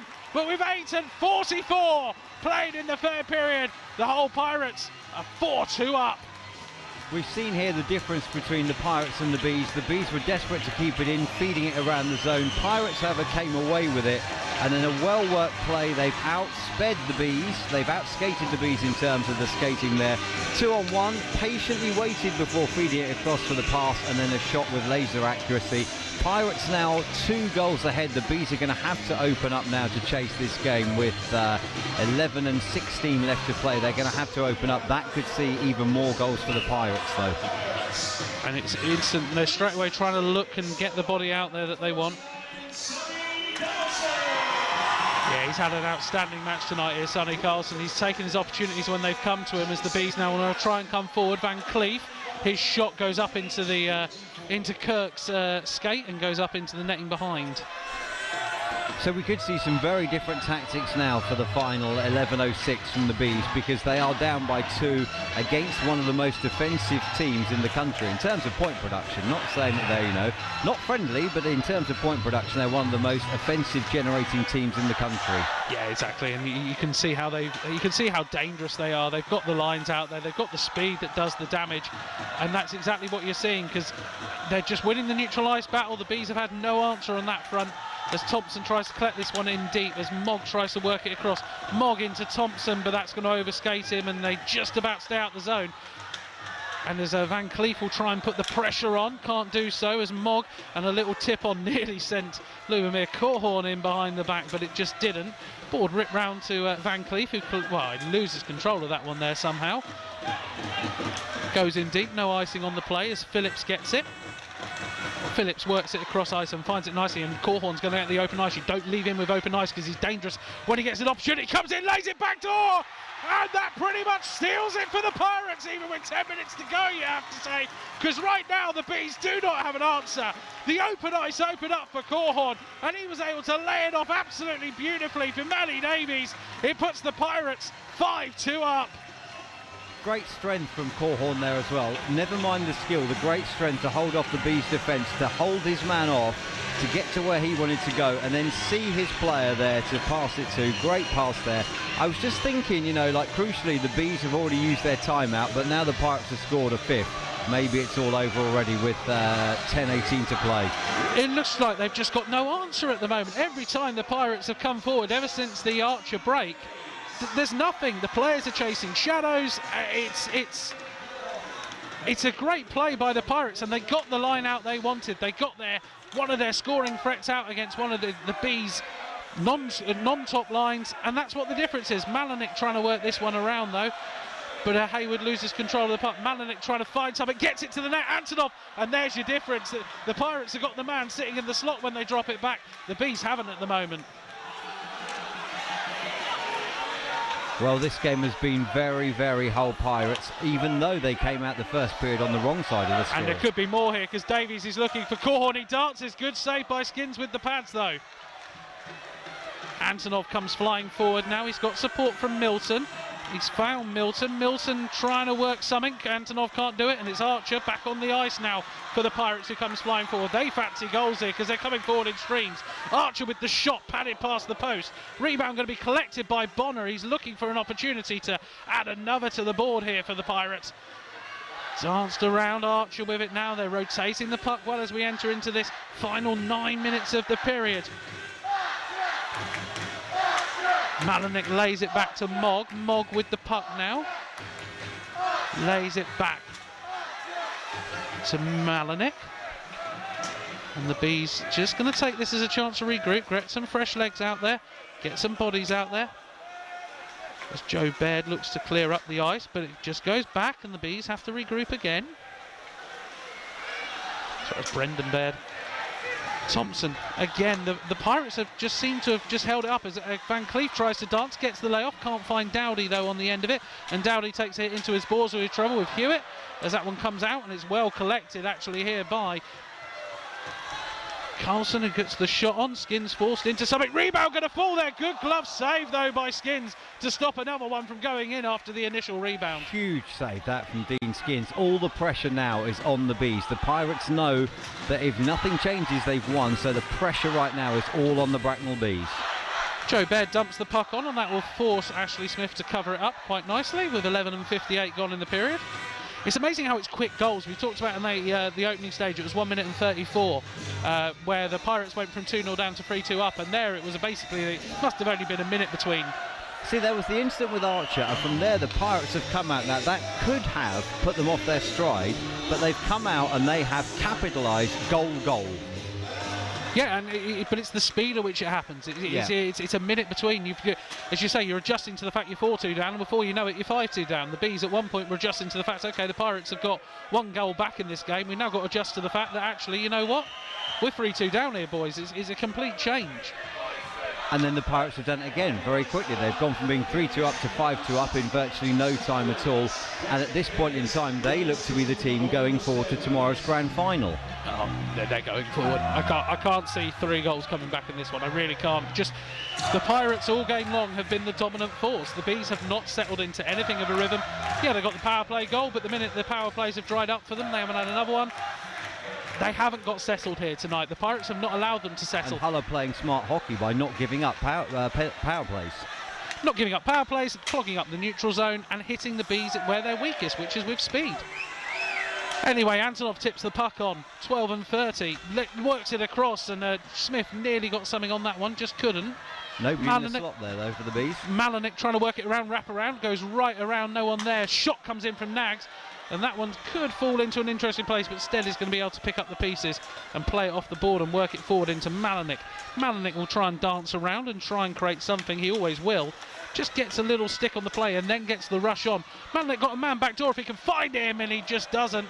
The Pirates holding up firmly as Fisher now tries to get that one out of the stick of Spearing as Spearing goes down. Brendan Baird plays it across to Nags. Nags dumps it onto Malenik. Good little bit of interchange here as Dowdy, but he's under a lot of pressure. Pirates neutral ice, proving the difference. Archer with the shot, just over the bar. And he collects the rebound as well off the backboard. Laid off again. Bees with it, now going to get to come back the other way through Nags. And again, look, the Pirates are just holding that neutral zone up. Spearing's going to get a chance to put something on. Hayward puts a glove on it that stops it going fully into the corner. Nags having to commit in deep to stop anything else coming out. Spearing gets the layoff, tries to dance it around, left foot, right foot. Hayward doesn't get the clear though. Spearing more interested in playing the body than the puck there. He committed to it as the shot comes in from the point. And again, it's going to stay alive for them. Van Cleef now with it. Well turned over there by the Pirates, and they're dumping it for the change.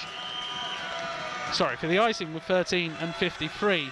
they're not worried about the face-off down at their end at the moment. They're doing everything right. They're attacking right. They're defending right. Everything is going in their favour. They're generating the chances. They're capitalising on the chances. But crucially for them now, they're also nullifying the Bees. It's that neutral ice. If the Bees get in, they seem to be able to set up shop, but all game long they have not even been setting up shop. That's been their problem. As Fisher dances in around and Joe Baird's forced to pick up the pieces, the Bees haven't really set up plays. They haven't been allowed to do that. The Pirates have made them work, go on the back foot, turn it over and neutral ice. Okay, you want to come at us, try and break us down. But the other way, the Pirates have just got that pace and just got that ability that's just burning a hole in them. That's a good little interchange though. It's going to send Van Cleef, but again, a good stick on the play. Breaks it up by Carlson. There's going to be an opportunity here for Chamberlain. Chamberlain's got an open ice. Hewitt's in support if he can find him. Finds Hewitt! And that's a good save there by Skins under a lot of pressure with 14 and 30 gone in the period. Now looking forward to next season, these are going to be the challenges that we're going to be facing next season as well, where the North and the South come together into the new National Hockey League as well. So we're going to see all this sort of skill next season, and the Southern teams are going to have to match this week on week. It's a very good point. In the North there is a little bit more openness in the play. In the South it's a little bit less. It will be interesting to see how those two worlds collide as they try and put the puck on to the Pirates, but it comes back the other way with Antonov. Antonov's going to try and find a bit of support, gets it from Nags. Rebound off the backboard is kept alive by Malinik. Antonov keeps it in there, back to Nags on the blue line. Back across to Mogg. Mogg goes in there trying to find something, but no tips at the net, and Hayward's able to work it out back around to Mogg. Mogg with the shot, whistles past the post, and the Bees have set up a little bit of a shooting gallery here. The Pirates aren't able to clear their lines. Anyway, into the corner it goes, and that's a good little check on the play. Just stop Painter getting anything on that one. Puck still bobbling around, and the Pirates will now get the clear. Laid across very neatly. Rushing forward is Hayward. He'll go forehand, he'll go backhand. He'll try and create something. Gets it backhanded to the man in the slot. Can't find it. Well held together there by Matty Davies. He's looking for something, maybe a backhand shot. Gets it off there. Chamberlain picks up the pieces. Again, the pressure is coming. One nice shot nearly coming off there. Antonov can't get out as Kirk's drive. And we do have a whistle on the play, and we've got an interference call coming up here. Now that shooting gallery you're talking about from the Bees there, crucially, not one of them actually troubled Smith in the net, and that's the difference.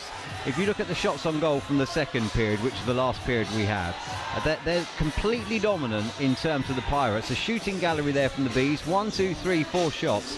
Smith not troubled on any of them. 2-minute penalty on Bobby Chamberlain then for interference, so a power play opportunity here for the Bees.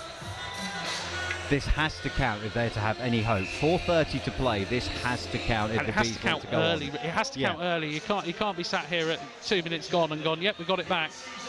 This needs to happen in the early stages, and to do that you need to win the draw. And the Pirates are the ones who win it.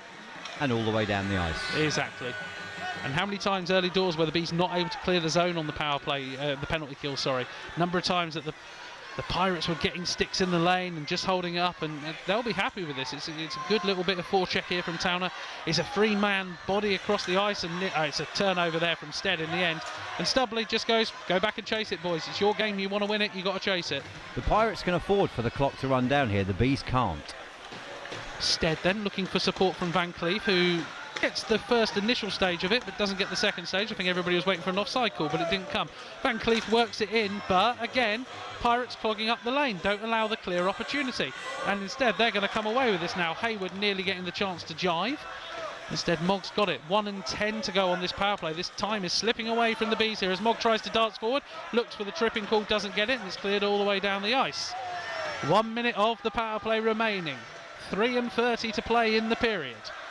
Now, we said they needed to score early. We've had half the man advantage gone already. And there hasn't even been a sniff of a goal as Antonov goes in hard.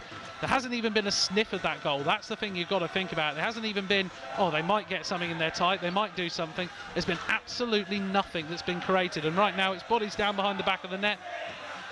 And eventually we do get a whistle on the play with 37 seconds to play.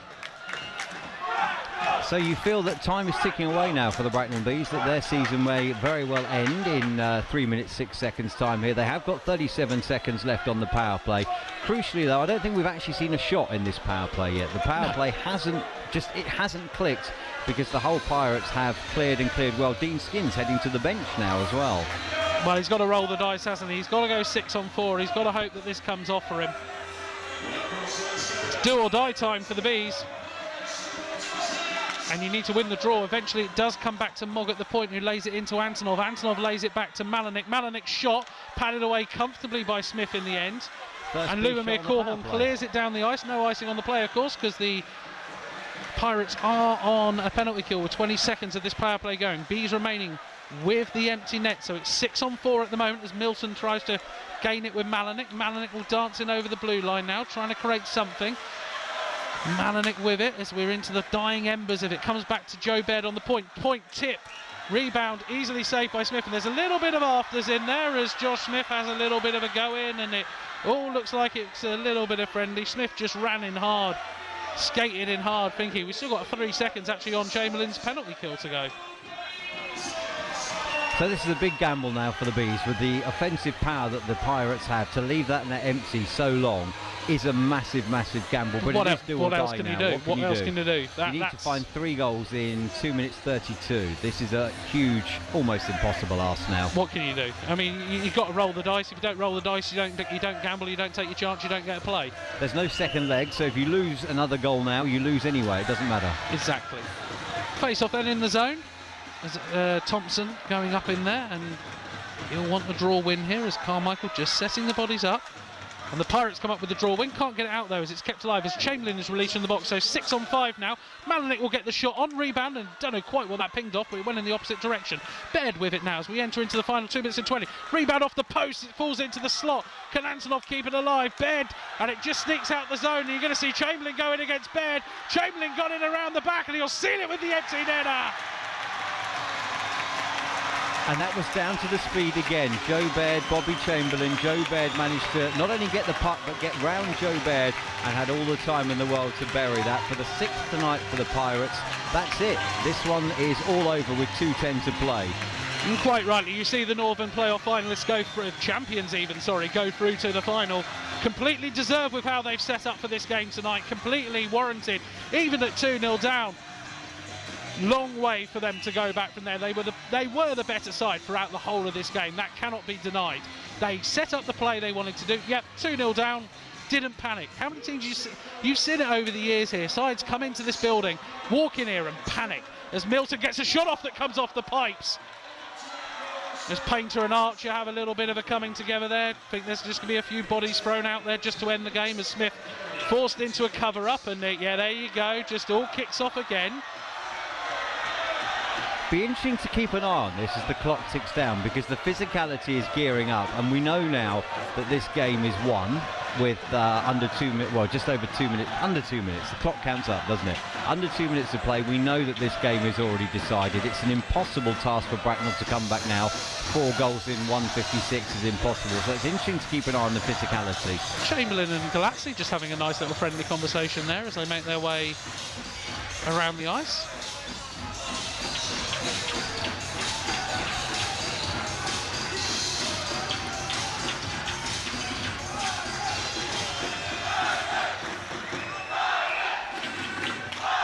Draw win comes back. Mogg with the shot, looking for something. Rebound doesn't go in. Rebound still there potentially for Galatsi. He looks to work it back out to the point. Nags keeps it live. Mogg doesn't get the drive off that he wants. And the Pirates clear it down the ice, where we'll have an icing call unless Skins plays it. No, we're just going to go back for the icing, I think. Well, we saw the first period, all Hull Pirates chances. Bees got, I think, 3 chances, 3 clear-cut chances in the first period, converted 2 of them.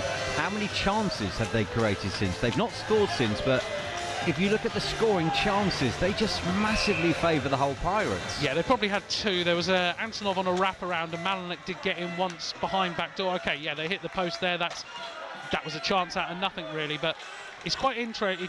And so that one goes down the ice. We're not going to have an icing call here as Hewitt and Van Cleef have a little bit of a word with each other behind the play as well. All good fun on that front. As Van Cleef looks to try and work this one out, does so to Nags. Nags with it, steps it in there. This could be an opportunity for Thompson here. He lays it back door. Chance for Josh Martin, loses it off the end. Van Cleef trying to work it around, and it's a good save by Smith. What a save at that moment. He had no right to get anything on that puck, and he does so to keep it at just the 2 goals being conceded for the Pirates. I'd say that's 2 good saves from Smith, because he came out first confidently to meet the shooter, and then from there, as you say, he had no right to get back and make that second stop at all. 2 good saves from Smith. It's interesting. Early doors, that one with Malinik, I thought, hang on here, there's some opportunities for the Bees. If they get him behind the back door, he's struggling. He's tightened up his game as it's moved on. He's come into confidence as this has gone on. Granted, there hasn't been many chances, as again the speed here could be the interesting battle here as Bonner goes in against Stead, as it's a little bit about final minute of the game now for you. We can say it's the game, you don't have to say it's the third period. Minor miracles do happen, but one like this I don't think is going to. As Spearing looks to collect his own rebound, looks for the fairy tale ending for himself, but he's driven hard into the board by Davies, and it's a little bit of body still being left in there as Corhorn. He'll take control. There's a beach ball on the ice as well, so we're going to have to blow that one down with 40 seconds to play, and Corhorn shows how much in form he's been by hitting the ball on the way. When your eye's in, isn't it? The Pirates are in good form though. They've had a great season, they're in good form, and they're going to go forward to tomorrow to the chance to win for them a treble this season. And you've got Peterborough, who could possibly win a quadruple if they get through against Sheffield. So there's going to be some good hockey still to play this weekend. Indeed, so Stead wraps it around, tries to find Antonov. That comes off Brooks, who's skating along that angle, and maybe the Pirates are just going to add another one here just to end off the night as Corhorn lays it off to Bonner. Bonner looking for the chance. Good save by Skins to push that one around. Antonov overskated it, and now Bonner's able to pick it up again.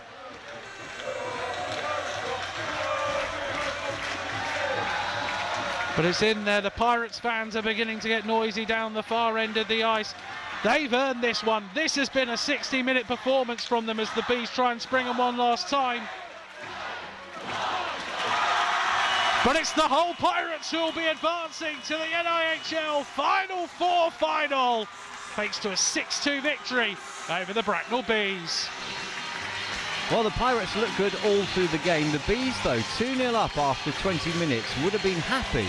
They wouldn't have been knowing that they were going to go on from there and win, but they were in a good position at the end of 20 minutes. The Pirates, though, seem to have used that opening 20 minutes just to learn enough about the Bees to know how to nullify them for the rest of the 40 minutes. And they've just turned their own game on and shown all of the crowd here, the huge crowd at the Coventry Sky Dome, what the Pirates fans have got to see all season. Well, indeed, it was a fantastic display of attacking hockey, that cannot be denied. Like, wave after wave of threat. It's not just what they're doing in the end zone, it is that work in neutralise. I think they took control of that early in the game. Either one, getting through it as quickly as possible, or two, really stifling the Bees in that area. And that's proved all the difference here. The Bees realistically had very limited answers to what was going on there. They didn't have the solutions. Yeah, they were 2-0 up. Did they sit and rest on their laurels at 2-0? No, because it wasn't like they were 2-0 up and dominating the game. The Pirates had control of the game.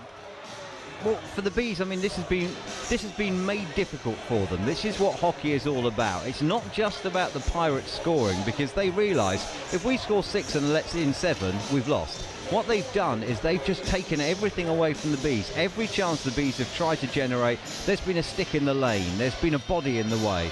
They've played the body defensively, they've played with great speed coming forward, but not only coming forward, whenever the Bees have got a chance, they've managed to get 2 or 3 back to nullify that chance. Yeah, it really did show the difference out there. Just overall, I don't think anyone can dispute that result in this building. I don't think anybody can try to dispute the result in the building. I think that's a pretty clear-cut win. Let's be honest, it's a clear-cut win. And, you know, the Pirates were unlucky to be down after the first period. They've not come out and thought, oh, well, we're unlucky, it's not our day. They've come out and thought, we can do better, and they have done better. So they advance. Who are they going to face? That's the question, I think, now on everybody's lips. Are you wanting to see another potential goal fest with the Steel Dogs? A very different look that they'll receive against the Peterborough Phantoms, because Phantoms can play that shutdown hockey that's a real problem, but can also play the sort of hockey that will open them up as well, and it becomes a very tactical battle then. See, we will see, if it's the Phantoms who play the Pirates, we will see a very different game, because if the Phantoms get 2-0 up, they will then start coming out and closing the game down. And as you say, they're very, very effective at closing down a game. With a lead, it's very hard to get back past the Phantoms, but we still don't know, because we've got that game still to come, Phantom Steel Dogs this evening. Exactly. So, man of the matches then. Are we going to make any calls on this? I think you'll see Sonny Carlson probably collect the man of the match award for the... It'd be hard for him not to get it from whole here. Pirates. Bobby Chamberlain actually making his way down into the dressing room already, actually. So getting out of here early. But yeah, I do fancy you'll see Sonny Carlson. For the Bees, it's probably a little bit harder to call who's going to be man of the match there. Edward Naggs? Yeah, I think Naggs had it's weird to say, isn't it, in a 6-2 game? Yeah. You're going, oh, actually it was the defence that were playing very well. I think Edward Naggs did have a superb Roman game. has worked hard all through the game, as always. Yeah. Vanya Antonov? I think Antonov not as much as Matt. I think Malinik had a strong game. I think Doughty actually had a strong game as well. That line's turned up for the last couple of the games for the Bees, and you can see that. I'll be interested to say that line's won them through the playoffs so far, other than of course the final against Peterborough, but that line got them past the massive firepower of the Swindon Wildcats. Indeed. So let's see how this one pans out, because we're just waiting on the Man of the Match awards.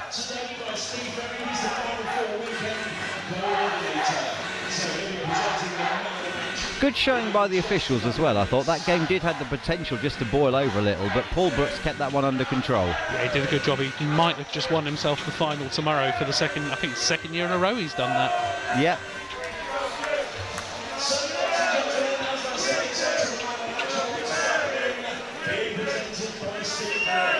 So let's wait for the man of the match.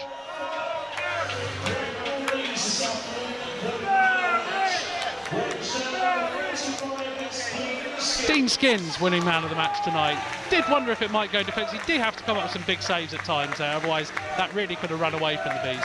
There were, especially in the third period, there were a few huge saves that he pulled off that perhaps he had no right to, but yep, no, neither of us predicted Dean Skins, but I think a fair choice.